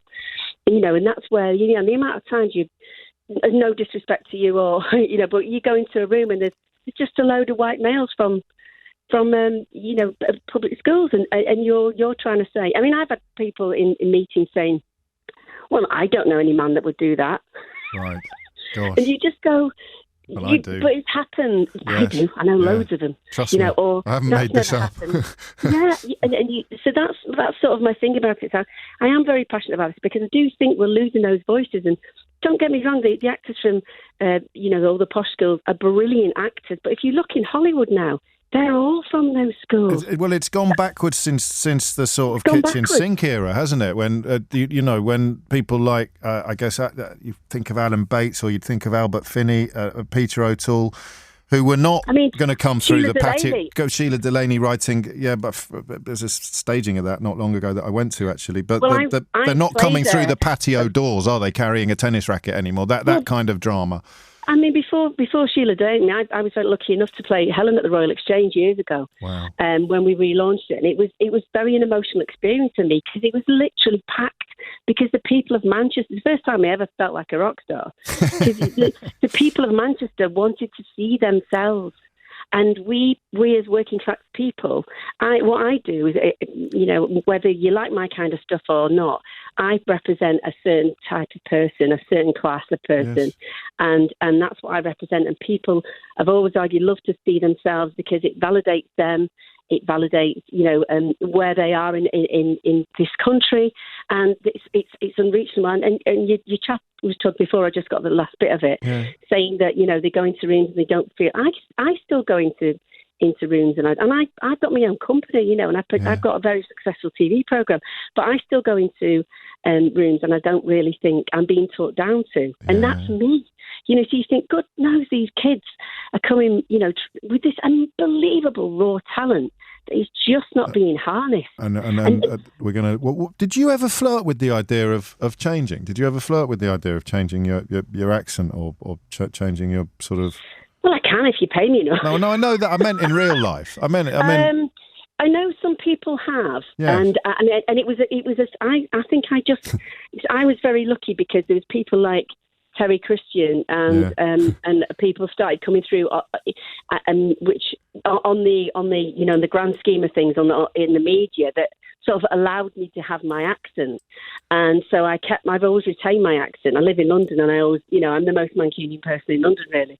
But even my kids take the mickey out of me, but which kids do, don't they? But I just think that I never really tried to because I didn't need to, and the jobs I was getting, like my first job was in the royal family. Right. So we were part of a revolution where that kind of television was massively popular and very accepted, and those geniuses were allowed to cook. Now, I think we're still there, but we're pushing all the time. So not only working class, it's women as well, and we're going back in time, I think, and it needs to be a positive, positive. What would you do if I put you in charge? What would you do first? Final question. Oh, what I would do, I would literally go right to the bottom of all the scripts that everyone's chucked out because you're not from the right school, and I'd put them right at the top, and I'd make them. Oh, wow. So just looking at what gets made and then fitting what gets chucked out, working backwards, definitely. Oh, cry, that makes perfect sense. You played Michelle in the royal family. I did, yeah. Twiggy's girlfriend. I can't actually say any of the lines because they were... Sorry, you'd get Ofcom would be all over me like a rash if you said any of those words out loud. But I mentioned Julie Hesmondhalgh before you came on. You've mentioned Terry Christian. I'll mention Ralph Little from the Royal Family, all of whom, Sally, have appeared on the Full Disclosure podcast. So can I take it that you'd be keen if we get in touch? I would be honoured, and I'm rather annoyed you not asked me already. I thought you might say that, which is why I'm very glad that the commercial break is just around the corner. But we will be in touch, and I don't mean a showbiz. We will be in touch. I mean we really will be in touch as long as you give me the gossip on Robin Asquith.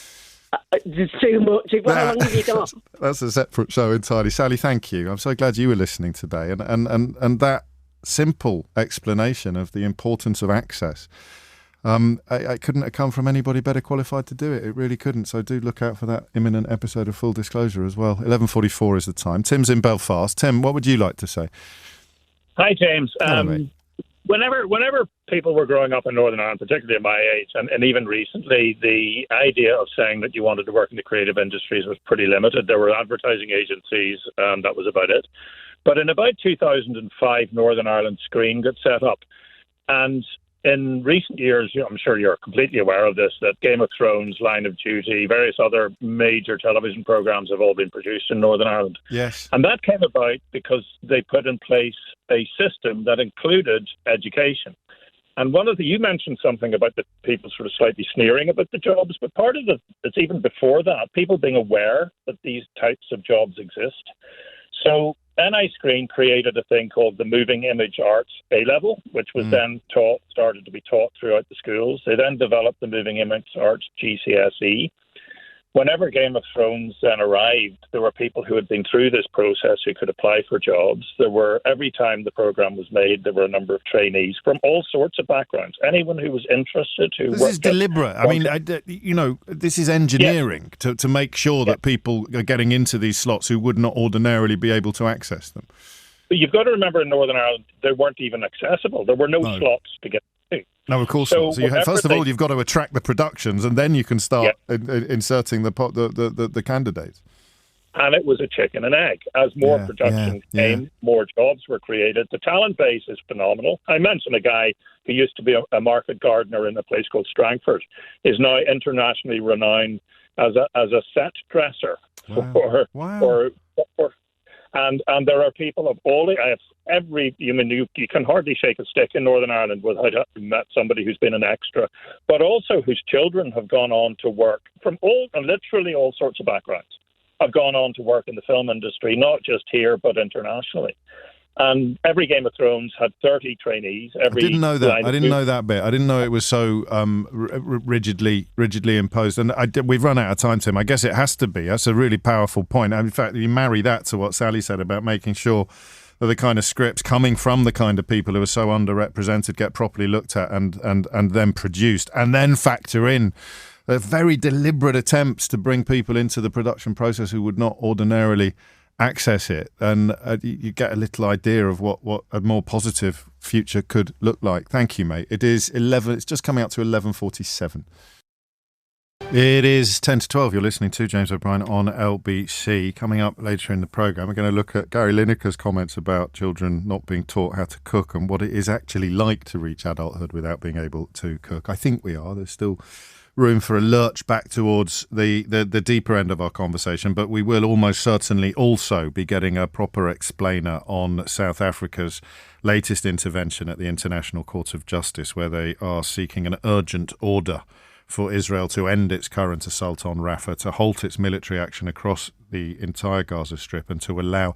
This is the bit of the conversation that I always find most profound, actually, when I say allow international investigators and journalists into the territory. Because when you think about the importance of information and the efforts that Israel goes to prevent information from being sourced and therefore delivered by international investigators and journalists, and whatever other views you may have on this issue or the broader context of it, the question of why wouldn't you allow international investigators and journalists into the territory becomes arguably the most important question of all. This is a written request submitted by lawyers for South Africa, requesting judges to issue an emergency order stopping the offensive in southern Rafah, arguing that the suffering was now so intense that a total ceasefire was needed to get food, medicine and other aid to the population. And the reason why I want an expert, if you like, on this is because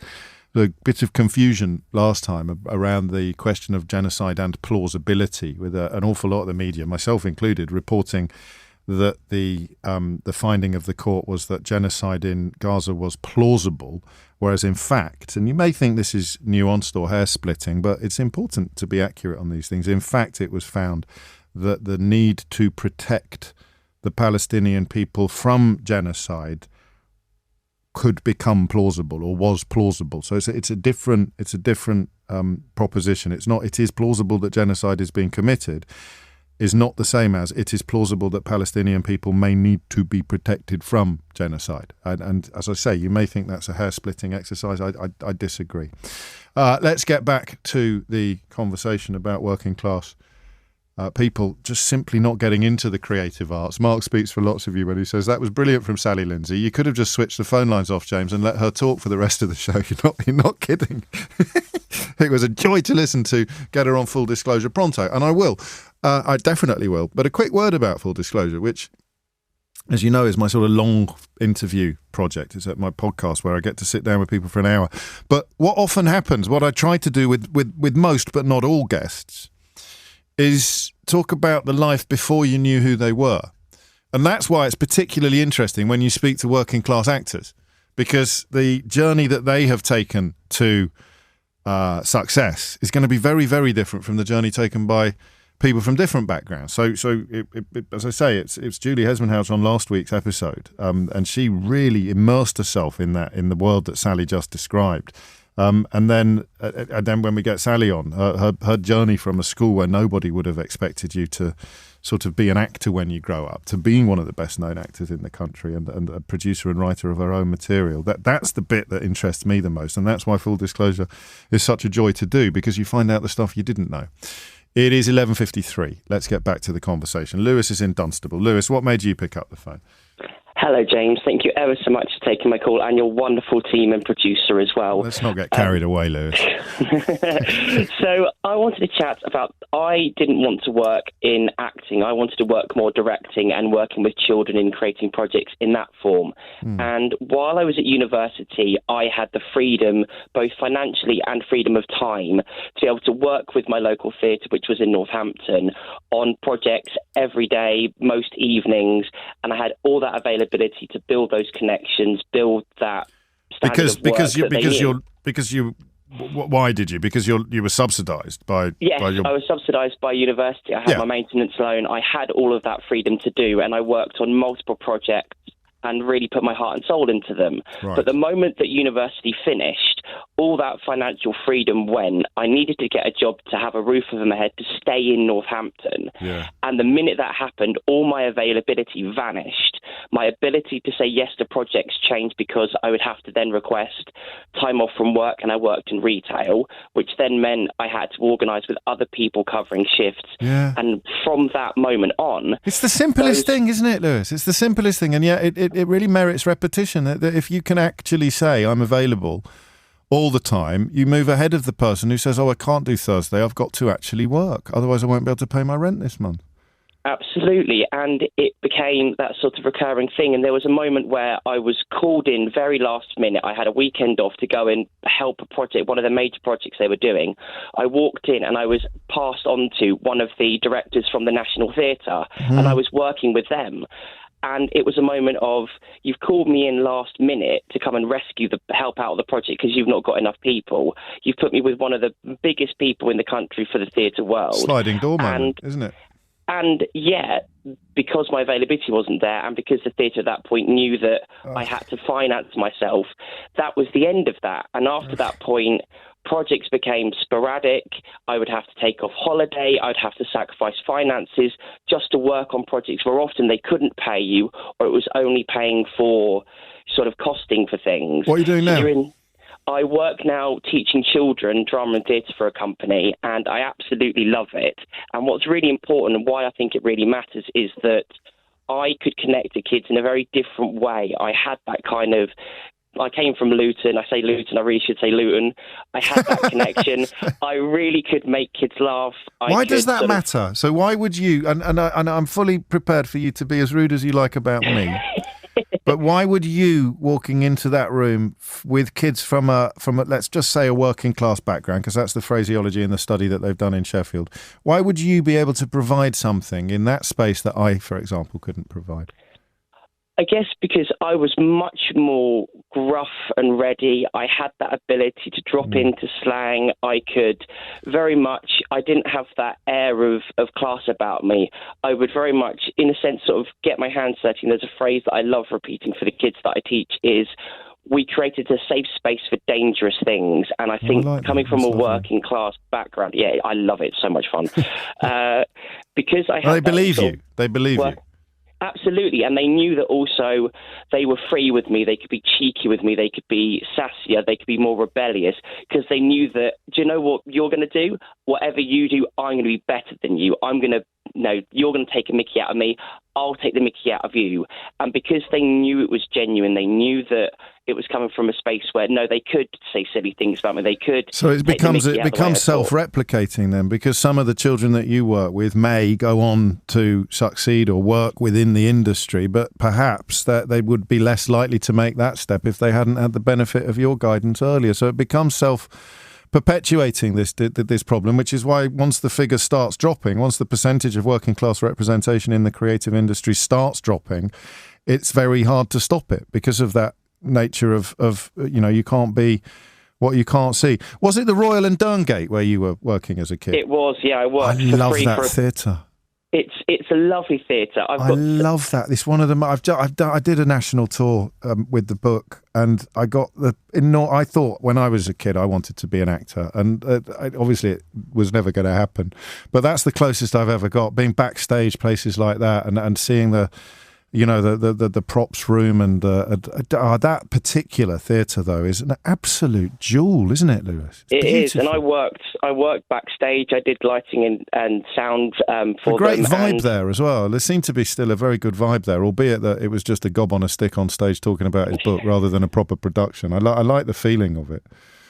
And it was that sort of, I diversified and I worked with a friend on projects and we created he created his own theatre company and we toured it and we won awards.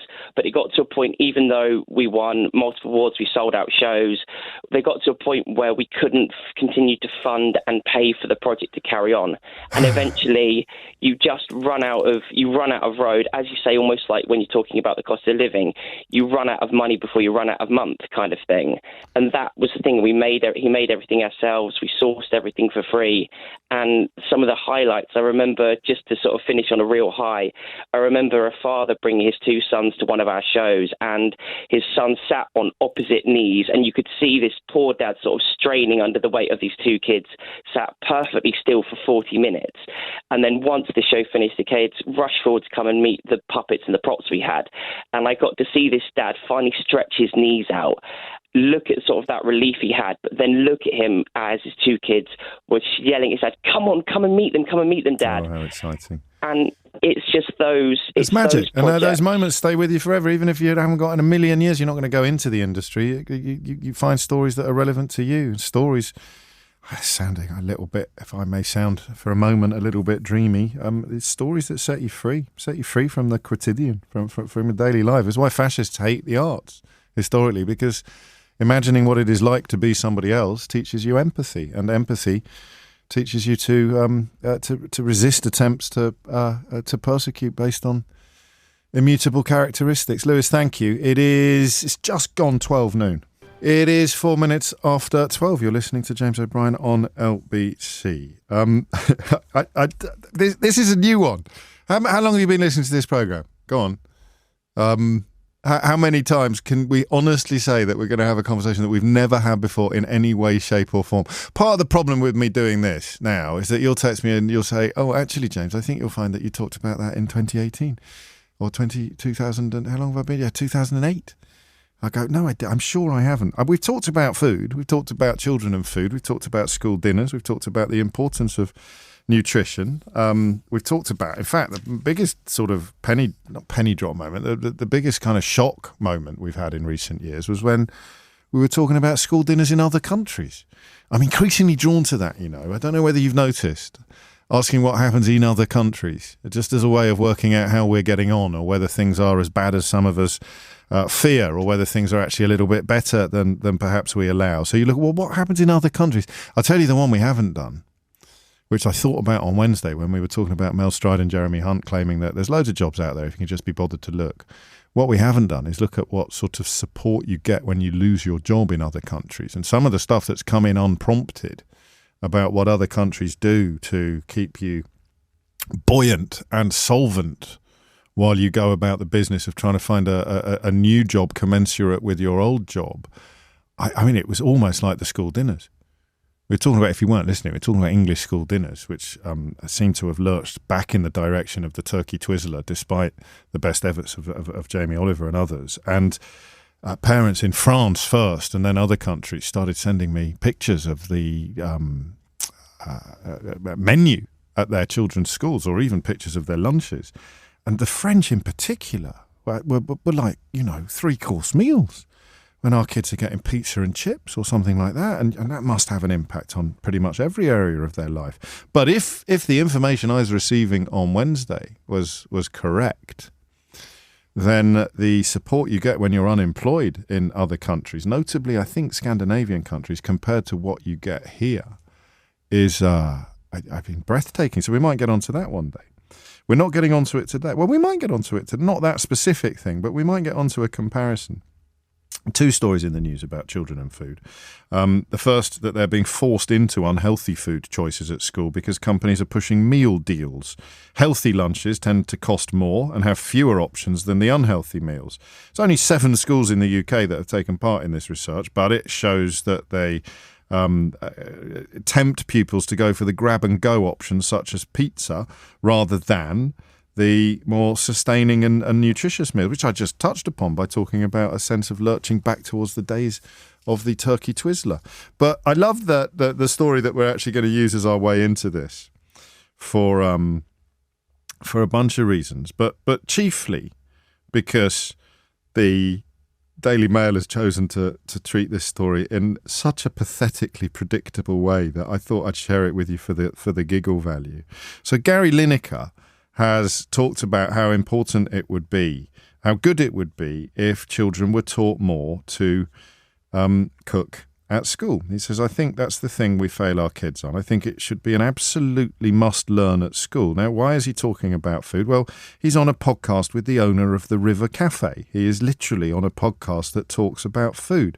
And he adds that they used to offer it all the time, meaning teaching children how to cook. And you can still do a bit of cooking at school, but it's a life school. He says you can be really passionate about it. Rather than making kids that aren't very good at maths learn maths, beyond your basics. Next thing after those two is cooking. It's the one thing we all do forever is eat. And guess how the Daily Mail report this? So Gary Lineker, once again, putting himself out there to speak up for people, in this case children, arguably less fortunate than him and his children, or children who need a bit of a voice, calling for, wait for it, the hugely controversial call from Gary Lineker for children to be taught how to cook. I mean, whatever next will the Prince of Woke inflict upon this country? Teaching children how... No, I'm joking. Well, except I'm not. So here is how the Daily Mail chooses to report Gary Lineker suggesting that it would be a good idea to teach children how to cook. Are you ready for this? Gary Lineker has hit out at the government once again. This time for not teaching children to cook at school. I read the quotes twice, just to see whether or not he was actually hitting out at the government specifically. And, well, if he is, then for reasons beyond the wit of this man, the Daily Mail has chosen not to provide the proof of the claim that they make in the first paragraph of this article in the ensuing 7 paragraphs of this article. He does talk a bit to Ruth Rogers, the founder and owner of the River Cafe, which, seeing as we're knitting things together food-wise, is where Jamie Oliver was working when he was discovered by a camera crew and propelled to the subsequent fame and fortune which he has quite rightly enjoyed. He does actually get asked a bit about his criticisms of the government's asylum policy, but he hasn't brought the government into his call for children to be taught how to cook in school. But that doesn't prevent the Daily Mail from attacking him for attacking the government. Good God, sometimes it's really not hard to pick a side, is it? In one corner, you've got Grant Shapps, you've got all the rest of them, you've got Jeremy Hunt, you've got Mel Stride, you've got, I can't say honest Bob Jenrick anymore, he's resigned for reasons that I can't quite remember. Suella Braverman finally got handed her sandwiches in a roadmap by Rishi Sunak. And on the other side, you've got Gary, you pick a side. And yet, of course, huge parts of the country, huge swathes of the country are going to be tempted to get into bed with Grant Shapps instead of Gary Lineker. But what it made me think about, and both the producer Eleanor and I both enjoy cooking a lot, but I wasn't taught any cooking at school. I wasn't taught anything at all at school. So it's not a complete causation correlation. Most people these days are not taught at school, and yet it's not as if the entire population has forgotten how to cook. But you do hear when you are having these sort of conversations, you do hear, particularly the current #1 best-selling paperback in the country is Ultra-Processed Food by Chris Van Tulleken. I mean, it's not like, as the author of the second best-selling paperback in the country for the last 2 weeks, it's not like I'm jealous or anything like that. I think it's great. So, yeah, it's really great that his book's doing so. It's fantastic, yeah. Ultra-processed food. But the reason why people sometimes resort to ultra-processed food, which, as Chris Van Tulleken's best-selling book explains in fantastic detail, is sometimes because they don't know any better. And not knowing better is not just about understanding nutrition and understanding what happens to food when it is processed. I think it's probably also about not being able and not being able or minded to cook for yourself. And what I don't want to do now is assemble a long queue of worthy, virtue-signalling people like me to talk about how much we love cooking and how important it is. I want to try to do a phone-in for people who don't cook. All right? I really hope this works. And it won't unless you help me. And the question then becomes twofold, doesn't it? Why can't you cook? Can I speak to someone who actively doesn't like, you actively hate cooking? 0345 6060 973. Can I speak to you if you are a casualty of the failure, the cessation of teaching children how to cook in schools? So you were not taught how to cook in school and no one else taught you how to cook. And then you get to adulthood or you get to school leaving age, and either you have to sort of teach yourself, you have to sort of go on an autodidactic crash course, or you literally only heat stuff up. I mean, this is where there's a danger of it sounding snobby. Do you know the two things that annoy me most about false snobbery, fake snobbery, the two things that drive me potty, and actually Jamie Oliver is the perfect example of this. When people start talking about it being middle class as a pejorative, to do two things. One, to cook decent food, 0345 6060 973. I don't know why I said the number then. It was like a sort of Pavlov reflex, that. But the other is reading. So, I don't read books, it's so middle class. Don't be so stupid. Feed the mind with the books and feed the body with the food. If you are going to be objecting to either of those phenomena because you think that it's a bit fancy-schmancy or a bit middle class, then you are, forgive me, an absolute prune. Not to mention a plum. So I hate those two sort of lazy kickbacks against people like Jamie Oliver encouraging you to eat more food, or anybody encouraging you to read more. But it does open up the possibility of quite significant swathes of society, and particularly in this country, because this doesn't happen in other countries. This is a peculiarly British, probably American also, disease, where we've got a lot of people who can't cook, won't cook. And I just want to know what that's like. You might not think that you are interesting enough to contribute to a radio phone-in, but if you can't cook, I really want to know what you had for tea last night. What do you eat all day if you can't cook? So on the political side of things, why did we stop teaching cooking in school? Is it a bit of a shibboleth that we should be teaching children how to cook in school? Something that we all go, oh yes, that's definitely true. But actually it isn't. I think I've used the word shibboleth correctly. I very nearly used it incorrectly earlier this week. If I have used it incorrectly, one thing of which we can all be certain, someone will tell me, about 200 people will tell me in about 5 seconds' time. So why did we stop teaching cooking in school? All right, you can come at that from whatever angle you please. 0345 6060 973. But what is it like to be an adult who can't cook? That's all I want to know. I do not want a queue of smug middle-class people like me talking about how important it is to cook and how much I love it. If you're very good, I may give you a couple of my recipes towards the end of this hour, but given that one of them just involves sprouts and creamy blue cheese, you'll know that I'm not exactly Angela Hartnett, who also appeared on a recent full disclosure sounds amazing. I can't believe you don't listen to it already. So, adults who genuinely can't cook. A, how did it happen? 0345 6060 973. And B, what's it like? What is it actually like? I've got some friends, they'll kill me for telling you this, but hopefully they're not listening. I've got some friends who, I think it's worth mentioning that they're very well off. And I went round to theirs unexpectedly. I was dropping something off and they said, well, we'll be having our tea, but we're having our supper.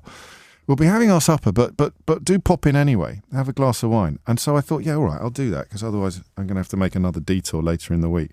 So I go round to theirs to drop something off. And do you know what they were having for dinner? They don't think I'm being a snob, because I'm not being a snob. These are very well-to-do people. And they were having for dinner French bread pizzas out of the freezer and oven chips. Now, I, in my life, have enjoyed French bread pizzas and oven chips on many, many occasions. But if Mrs. O'Brien and I were sitting down for dinner of an evening, we generally, I mean, we might have put a bit of salad with it, or you know, a French bread pizza, two ultra processed food products straight out of the freezer. And I made some sort of comment about whether or not, you know, they were about to defrost the freezer and using up everything in it or something like that. And no one was offended, but they kind of ate like that every night. Neither of them could actually cook. Lawyers, actually. I don't know whether that's relevant to it at all. City lawyers, both of them. And neither of them could cook. So this isn't necessarily a class issue. It's a question about what's it like. How the hell did you end up not being able to cook? And if you can't cook, what do you do? 0345 6060 973. It's 12:18. 20 minutes after 12 is the time. It's alien. That's the thing. And when you're conveying something that is alien to you, you don't want to sound judgmental about the people that are the aliens. In this case, people who can't cook. It seems an extraordinary place to end up in the modern world. You can't turn the telly on without a cooking program. You can't release a best-selling book without getting spanked all over the charts by air fryers. But there are loads of people who can't cook, and it is Gary Lineker once again who gallops to the rescue of the population by pointing out it would be quite a good idea to teach children how to cook. But what happens if you never learn? Sama is in Wallington to kick things off. Sama, what made you pick up the phone? Oh, I think this is quite an interesting topic. Well, thank you very much. I've been doing this for 20 years, you know. I hope occasionally I get something right. Yeah, it was. I absolutely despise cooking. I think when I was a child, I grew up on home-cooked food. So my mum was cook, and my older brother really enjoys cooking. But just the idea of going to cook, I absolutely hate. And I had to self-teach myself because I have two children. So I kind of just have to do it. But even then, I'm just like, oh, my God, I have to cook dinner. What am I going to do? I don't even know how to do it. I ask family members for help. But you had a master class in your kitchen growing up for 18 years. You could have just sat at your mum's shoulder and learnt everything you need. There was no need for me to do it because I had people cooking for me. So why on earth would I try that? And if I had people cooking for me, there was no reason. If you've got a dog, Sama, you don't bark yourself, do you? Do you like food? Yes, I'm such a foodie, but I just don't like cooking. It's awful. So what's in your arsenal? What are your specialities now? I'm feeling. Forgive me. I hope this doesn't come out wrong, but I'm already feeling quite sorry for your children. No, you know what? So I get satisfaction from cleaning. That's fine. But when it comes to cooking, no. So what do you do? What are your specialities? What's on your list? What did you give the kids last night? Oh, God. I think I went to my mum's last night. All right, the night before then. We can do this for however long it takes, Sama. Oh, my gosh, please don't. You're embarrassing me. Well, give me a vague idea. Come on. I can make simple dishes like pasta and curries, I guess, just because I'm from like an Asian background. Well, that's incredible. You don't need to be able to do anything else. Yeah, but it's the thought of cooking. How often do you cook a curry? I'm not letting you off the hook that easily. When's the last time you actually cooked a curry? An actual curry. An actual curry. A month ago, maybe. Oh, all right. I'll take that. But what is a typical meal for? And do you eat what the children eat? Do you eat the same meal, or do you do something again later? I try to sit with them at the table because that's so what's a typical meal? I'm not letting you go until you tell me what a typical meal is for the children on a typical day when you're really not into it, not on the rare occasions where you decide. No judgment, right? No judgment, mate. I promise. God, like pasta dishes, probably. Well, there's not. What's on the pasta? What's the sauce? I'll try like tomato. So a tin of tomatoes, a tin of tomatoes, and a sprinkle of mozzarella. Yeah, that's and maybe nice. some chicken thrown in there. You're fine. What are you talking about? This is not kind of basic. Yeah, I think you might be slightly gilded. And how often do they get something straight out of the freezer into the oven or the frying pan? Do I have to answer that question? Yeah, you see, because you're slightly not being completely honest with me, are you? That's the more normal. So like a frozen pizza or oven chips and fish fingers. 2-3 times a week. Yeah, that's fine. But I think for mums, that's probably normal. There's no earthly way you can be knocking up an aligobi every night, not least because it takes ages. But I think it's because because I grew up with my mum cooking every day. It's the fact that you hate it that's interesting. You associate it with something negative, even though you love eating the food. Absolutely. Yes, exactly. I hate it. I salute your honesty, or at least however much honesty you have actually just brought to the programme. But nonetheless, I don't get it. It's such an odd thing, isn't it? To especially if you enjoy eating. You don't enjoy eating, then I could get it a little bit more. The chap we spoke to, I don't know if you heard it on Wednesday, they're mad scientists. They're such a lovely bloke. The guy who was kind of responsible for discovering the gene, I think it's a gene, that leads to these weight loss drugs. I was doing a bit of research before I spoke to him, and he was talking about how they can actually remove your very enjoyment of food, these drugs. It's why they work so effectively. And I thought that would be like a prison sentence for me. Taking a tablet that means you don't enjoy food as much as you used to. And he said himself you could only keep it up for a while because it ruined your life in some ways. But if you love food but you hate cooking, it's just a fascinating place to be. And thank you, Sam. Ian's in Telford. Ian, what would you like to say? Good afternoon, James. Hello, I'm Ian. 45 years of age. Well done. And I can't cook, mate. What, nothing at all? I can pot noodle. Yeah, that's not cooking.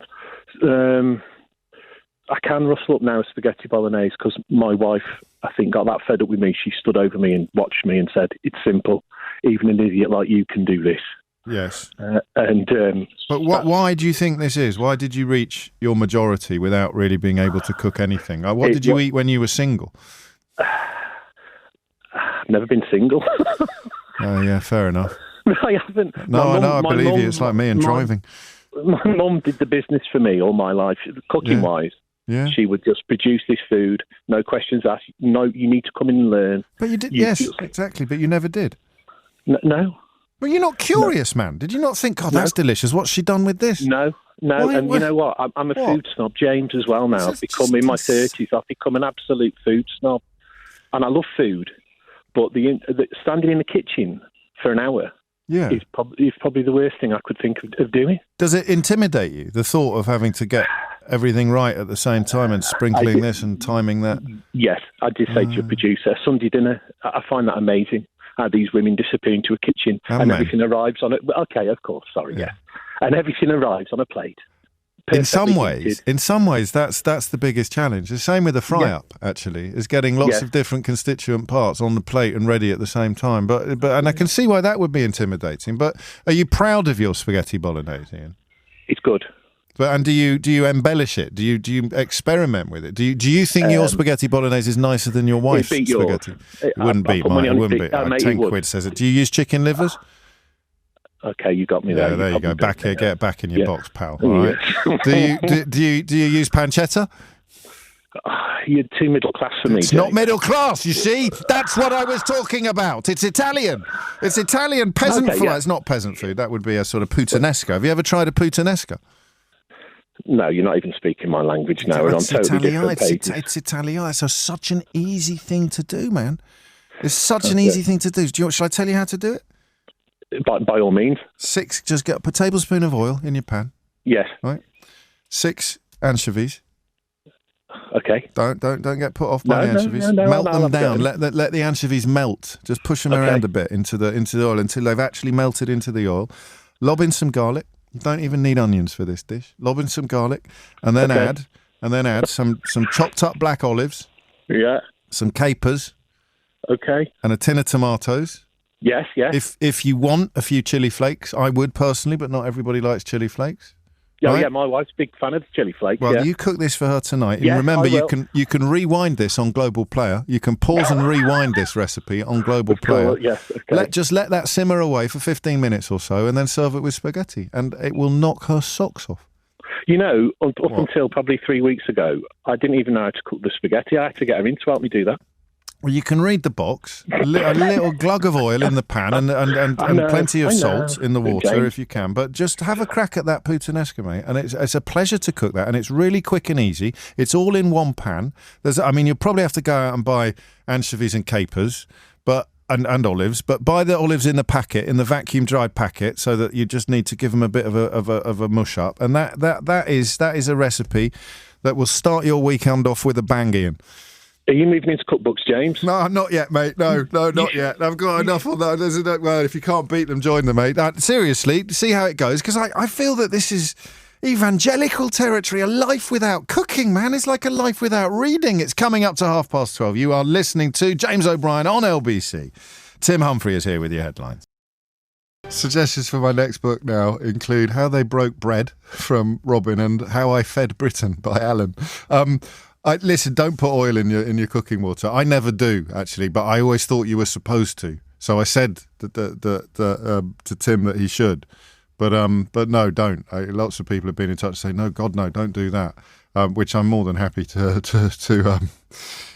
spread around. But the rest of that recipe is absolutely sweet, and you can, as I say, use Global Player to rewind and pause and get all of the details absolutely correct. I tell you what, you can never accuse me of not moving effortlessly from the shallow end to the deep end of the news, and so we will pause temporarily our conversation about teaching children how to cook and what life would be like in the event of you never having learned, and turn our attention instead to recent events in The Hague, where, as I've mentioned to you a couple of times today, South Africa is asking the International Criminal Court for an emergency order to stop the continuing assault on Rafah. Sir Geoffrey Nice is a barrister who led the prosecution of the former President Slobodan Milosevic for war crimes at the International Criminal Tribunal, and we're very grateful to him for finding some time to talk to us today.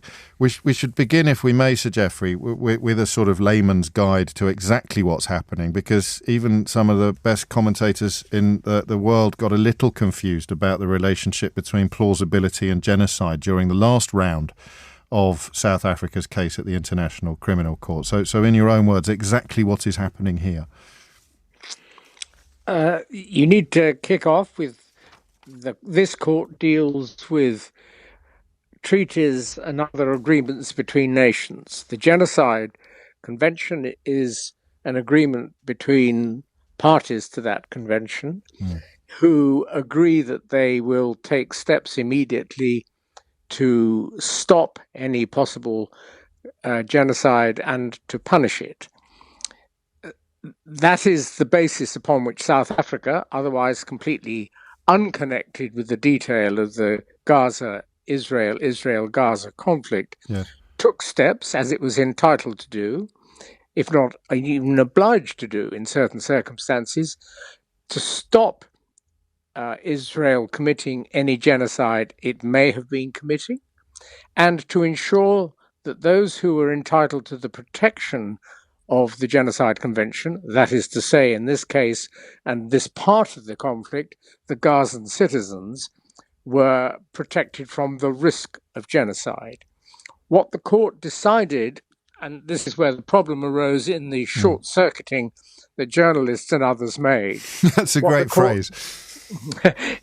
What the journalists and others decided, what the court decided was not that there was a case, a plausible case, a reasonable case, or any other case of genocide, because that's something that can only be decided right at the end of the case when all the evidence on all sides is in.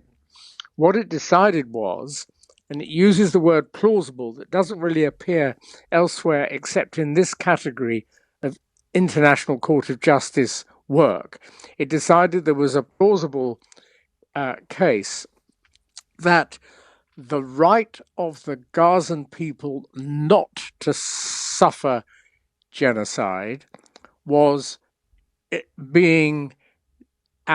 risk, possibly at irreparable or irreversible risk, but it was at risk.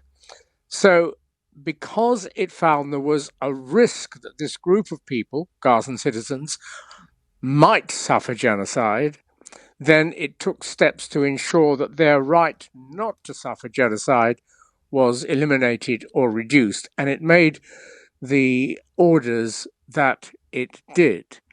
And that's the only basis upon which it could act and the only basis upon which it did act. And it's always been quite clear from the judgment that that's what it did. There's never been any ambiguity about it. But because it's not a criminal court, so it's not something with which most viewers and listeners will necessarily be familiar, it was easily understandable that people made a mistake and thought they were saying there was a plausible risk of genocide being committed. They didn't say that. They said there was a plausible risk that the right of the citizens not to suffer genocide was existed, and that ought to be stopped or impeded. Yes. And so where we are now, just to finish, in light of what's happened since and what has been threatened and is now apparently happening at Rafah, South Africa comes back and says, will you please strengthen the orders you've already made, because in light of what's happening, they say, all challenged by Israel, but in light of what they say has happened, the existing orders aren't strong enough. You must go further in order to save the Gazan people from the risk of genocide by ordering Israel to withdraw altogether. Is there much precedent for this kind of case?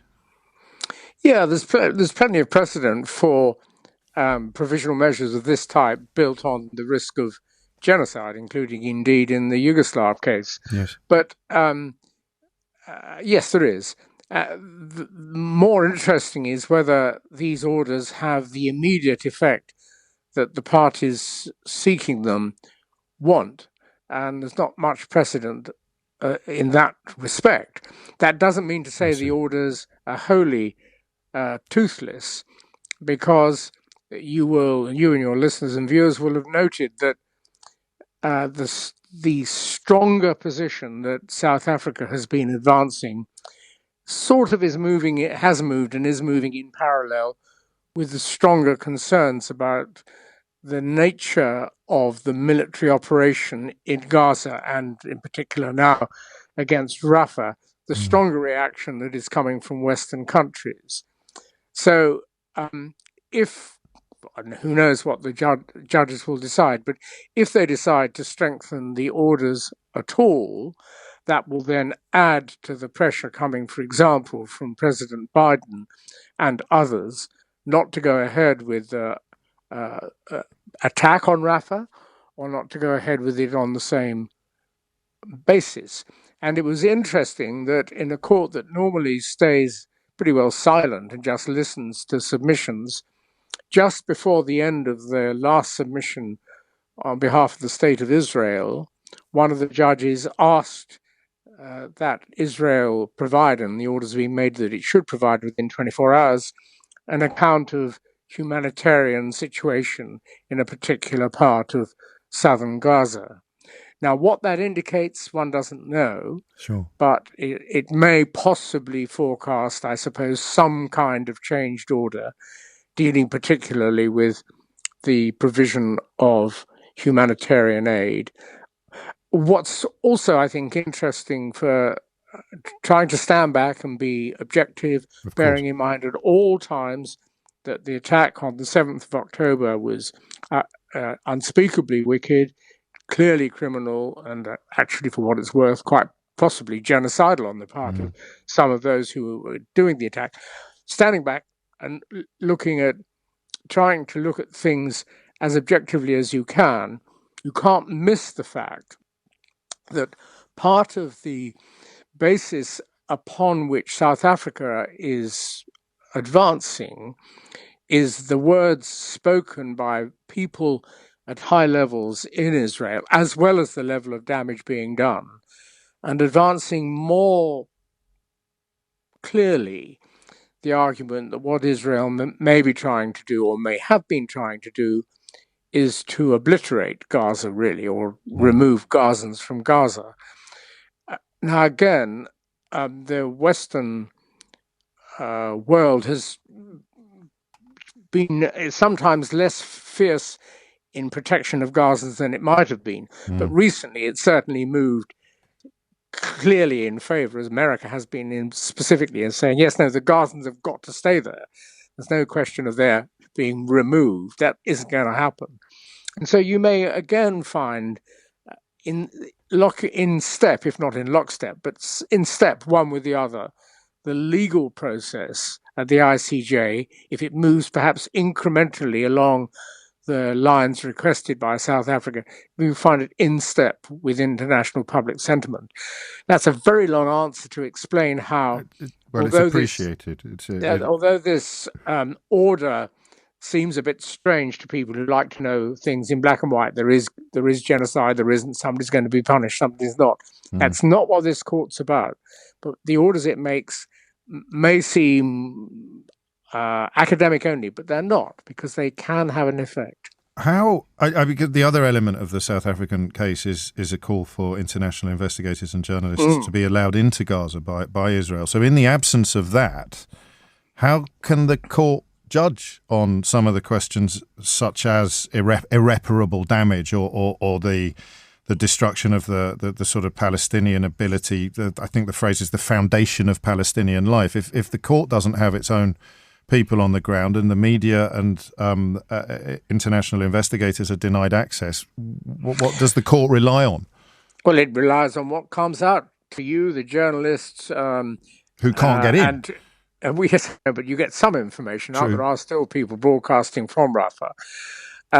Of course, it's more difficult. And the fact that Israel won't allow people in to see what it's doing is possibly something that could be held against it. It's possibly something that can even be the basis of an inference adverse to Israel in due course. But setting that aside, you still got evidence. Now, we know that the number of those killed has always been challenged on the basis that Hamas figures might be artificially, purposefully high. And you will have heard the Israeli advocate this morning saying that even Okra, I think, has said that the figures are probably lower than has been asserted. So you've got to be cautious about the evidence you get. But if you get statements coming out of Israel, then they don't need any further reporting if they're reliably reported and verified. As to what happens on the ground, if you have a photograph of a mass grave with people with their hands tied behind their back or showing other signs of what happened to them before they were killed, consistent with it being a war crime, if you see a level of damage that is not to buildings, that doesn't, for example, in the opinion of a military expert, possibly justify what's happened, then that is evidence. In the same way as if somebody comes up to you and tells you, a witness, an ordinary person says, there I was standing in the street and I saw my family gunned down in front of me. You don't immediately say the person's lying. You say, crikey, probably telling the truth. Yes. But I do think that for commentating purposes, you may also, as well as being good enough to turn to me from time to time, you really also want to perhaps get the view of a really high-level military expert who can look at and give an explanation as to why what you're seeing may be beyond what is possibly justifiable as lawful warfare. I remember how very interested I was when I was in Gaza after the 2014 Operation Protective Edge. I could look at something with a sort of naive eye of a non-military person, but I had a very senior military person with me, and he opened my eyes to things that I was missing in both directions. Yes. In one case to say, oh no, I could easily see how that could happen, and it's not necessarily indicative of anything bad. On the other hand, I look at this and I can see for various reasons why this is unjustified. So I think you would do very well, if I may say so, also to try and get military experts in. You certainly may. I shall get Eleanor to pick your brains actually when this interview is over, when you're no longer on air. But my final question, Sir Geoffrey, if I may, when would we expect the judgment to be delivered, and is there anything to stop Israel from completely ignoring it? There's nothing to stop Israel completely ignoring, and it's ignored decisions of this court in the past in respect of the construction of the wall and the settlements. However, I think this court will decide very quickly. I would not be surprised if it's next week. Okay. And it must do that one way or the other, because it's being asked effectively to support by an order that it might make, if it chooses to make an order, the worldwide political pressures and I express no personal opinion, I'm just reflecting what's there, the worldwide pressures not to attack Rafah or not to attack it in the way it's being attacked. So I would have thought very soon. Sir Geoffrey Nice, thank you. I know that was exactly what I was hoping for, and more. Barrister, as I explained, who led the prosecution of the former Serbian president Slobodan Milosevic for war crimes at the International Criminal Tribunal, and who will now hopefully be providing Eleanor with some suggestions of who we might talk to about the military perspectives that he just stressed the importance of. You're listening to James O'Brien on LBC. The time now is 12:48. It is 12:51. You're listening to James O'Brien on LBC. Light and shade, they say. If you do this for a living, you've got to provide light and shade. I don't think anyone could accuse us of not providing light and shade this hour. Fascinating explanations there from Sir Geoffrey Nice. But of course, I've got to give you a little taster of this week's Full Disclosure with the broadcaster and now author Zainab Badawi. That's a proper interview there. It really is fascinating stuff. But we're also still embarked upon a quest to find out what it's like if you can't cook. Phil's in Hexham. Phil, what's going on? Disaster, basically. Complete disaster. While you were on air, I've been trying to cook some pasta out of a box, and I've got a nasty, slimy, orange mixture in the pan that one of the dogs won't even eat. How often do you try to cook? It depends whether you class as frying a burger and air frying some chips as cooking. Air fryers, bloody everywhere, aren't they? Honestly, they're haunting me, Phil. They're haunting me. No, I mean, when's the last time you tried to cook pasta? I'm not sure. I can't remember. Long time ago. So you've reached. I won't inquire. I think you're in your 60s. Yes. Early 60s, and you can't cook at all. You can't really cook anything. You struggle with pasta. How did that happen? How have you managed to go so far with so little, if you don't mind me asking? An amazing wife who cooks amazing food, and I'm self-employed and have to work every possible hour I can in front of the computer and don't really have time to do anything. No, but that wasn't true when you were 18, was it? Or when you were 19, or when you were 20? I mean, you've done an entire shift without ever learning. Too busy getting drunk in really. I suppose that's valid. And I was just saying that, when I was at school, you couldn't learn to cook. That was only for the girls. What did you do? Woodwork? I was rubbish at woodwork. That wasn't a joke. I presume you did woodwork while the girls were doing domestic science, did you? There was. And you were rubbish at woodwork as well. I don't want to be rude, Phil, but there's a bit of a pattern emerging here. Well, one of the things I wanted to do was learn how to type because computers had just started to come out, and I knew typing was going to be an important thing. Oh, fair enough. And once again, no, only girls type. Why do you want to type? It's interesting, isn't it? It's so split down on gender terms back in the day. What did you do? Just very, very briefly, because I've got quite a lot to do before. I've probably even not got time for this. But was the water already boiling when you put the pasta in it? Yeah, I followed the instructions on the box. Water, and did you set a timer? Margarine. I set a timer. That's right.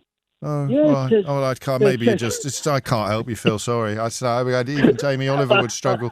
I wish you well, though. I hope you enjoy whatever it is you have instead. Probably a sandwich. Thank you, Phil. It is 12:55. This week's guest on Full Disclosure is Zainab Badawi, who has written a book. It's already hit the bestsellers charts, An African History of Africa, which is such a powerful title because so much of African history has been written by people claiming to have discovered it. There's a superb comedian, I wish I could remember his name, but I'd never even thought of it properly before, but he'll turn up at somewhere like Stonehenge and pretend that he's discovered it and give it an African name. Because guess what?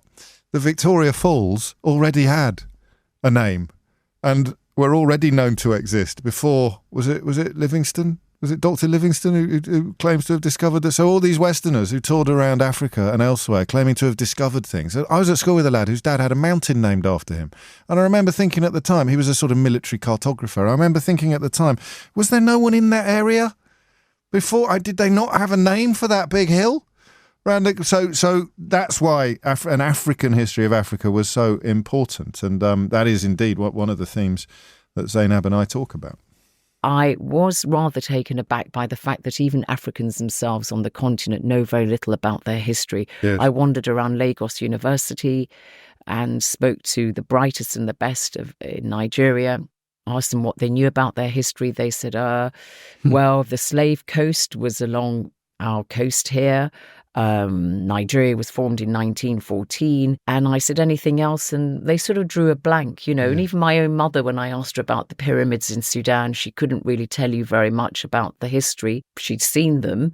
But I do think that Africans themselves should understand that they have a marvelous history that predates the transatlantic slave trade. Is that a consequence of colonialism? Is that an erasure? I think it is partly a result of, as I said, the emphasis on post-colonial history by European writers, but also the most influential African diaspora in the world is the African-American diaspora. And they obviously arrived in the United States, their ancestors did, as enslaved people. And so I think when African-Americans or Black Americans, some choose to call themselves that, start their history with slavery, and often they do. Yes. I think that reinforces the idea that the history of Africans begins with the transatlantic slave trade. And obviously you see in Hollywood and in, popular fiction, the slave narrative, the slavery narrative has very much dominated this. And there's much less, although this is changing a bit. I was about to say this will change even more because the book is full of amazing stories. Well, I hope so. I mean, you already have seen Queen Njinga, the queen of the Ndongo, who lived in the 16th and 17th centuries in part of what's modern-day Angola. Her story was dramatised by Jada Pinkett Smith. And, on Netflix, half a dozen or so episodes, I think. So you are beginning to see that interest. Zainab Badawi there on this week's Full Disclosure, talking, amongst other things, about her rather splendid new book, An African History of Africa. And that's it for another day. I think Phil may have been talking about something most of us didn't understand. There's quite a few of you who think that he'd got his pasta dish out of a packet as a sort of cheesy pasta dish that he was just simply seeking to heat up. So in some ways, the story was even sadder than those of us who thought he was failing to cook spaghetti fully appreciated. Still, Phil, I hope the dog finds room for it, even if you don't. And that is it from me for another day. If you missed any of today's show, you can, of course, listen back and pause and rewind on Global Player, which with my little recipe, it wasn't my recipe for spaghetti puttanesca, it's the one I nicked off Nigella Lawson. But don't forget to reserve a little bit of pasta water in case you need to sort of loosen up the sauce after you've added the pasta to it. You can do all of that on Global Player, as well as download Full Disclosure. Coming up at 4 on LBC, it's Tom Swarbrick, but now it's time for Sheila Fogarty. Time for Sheila Fogarty. Time for Sheila Fogarty. Time for Sheila Fogarty. Time for Sheila Fogarty. Time for Sheila Fogarty. Time for Sheila Fogarty. Time for Sheila Fogarty. Time for Sheila Fogarty. Time for Sheila Fogarty. Time for Sheila Fogarty. Time for Sheila Fogarty. Time for Sheila Fogarty. Time for Sheila Fogarty.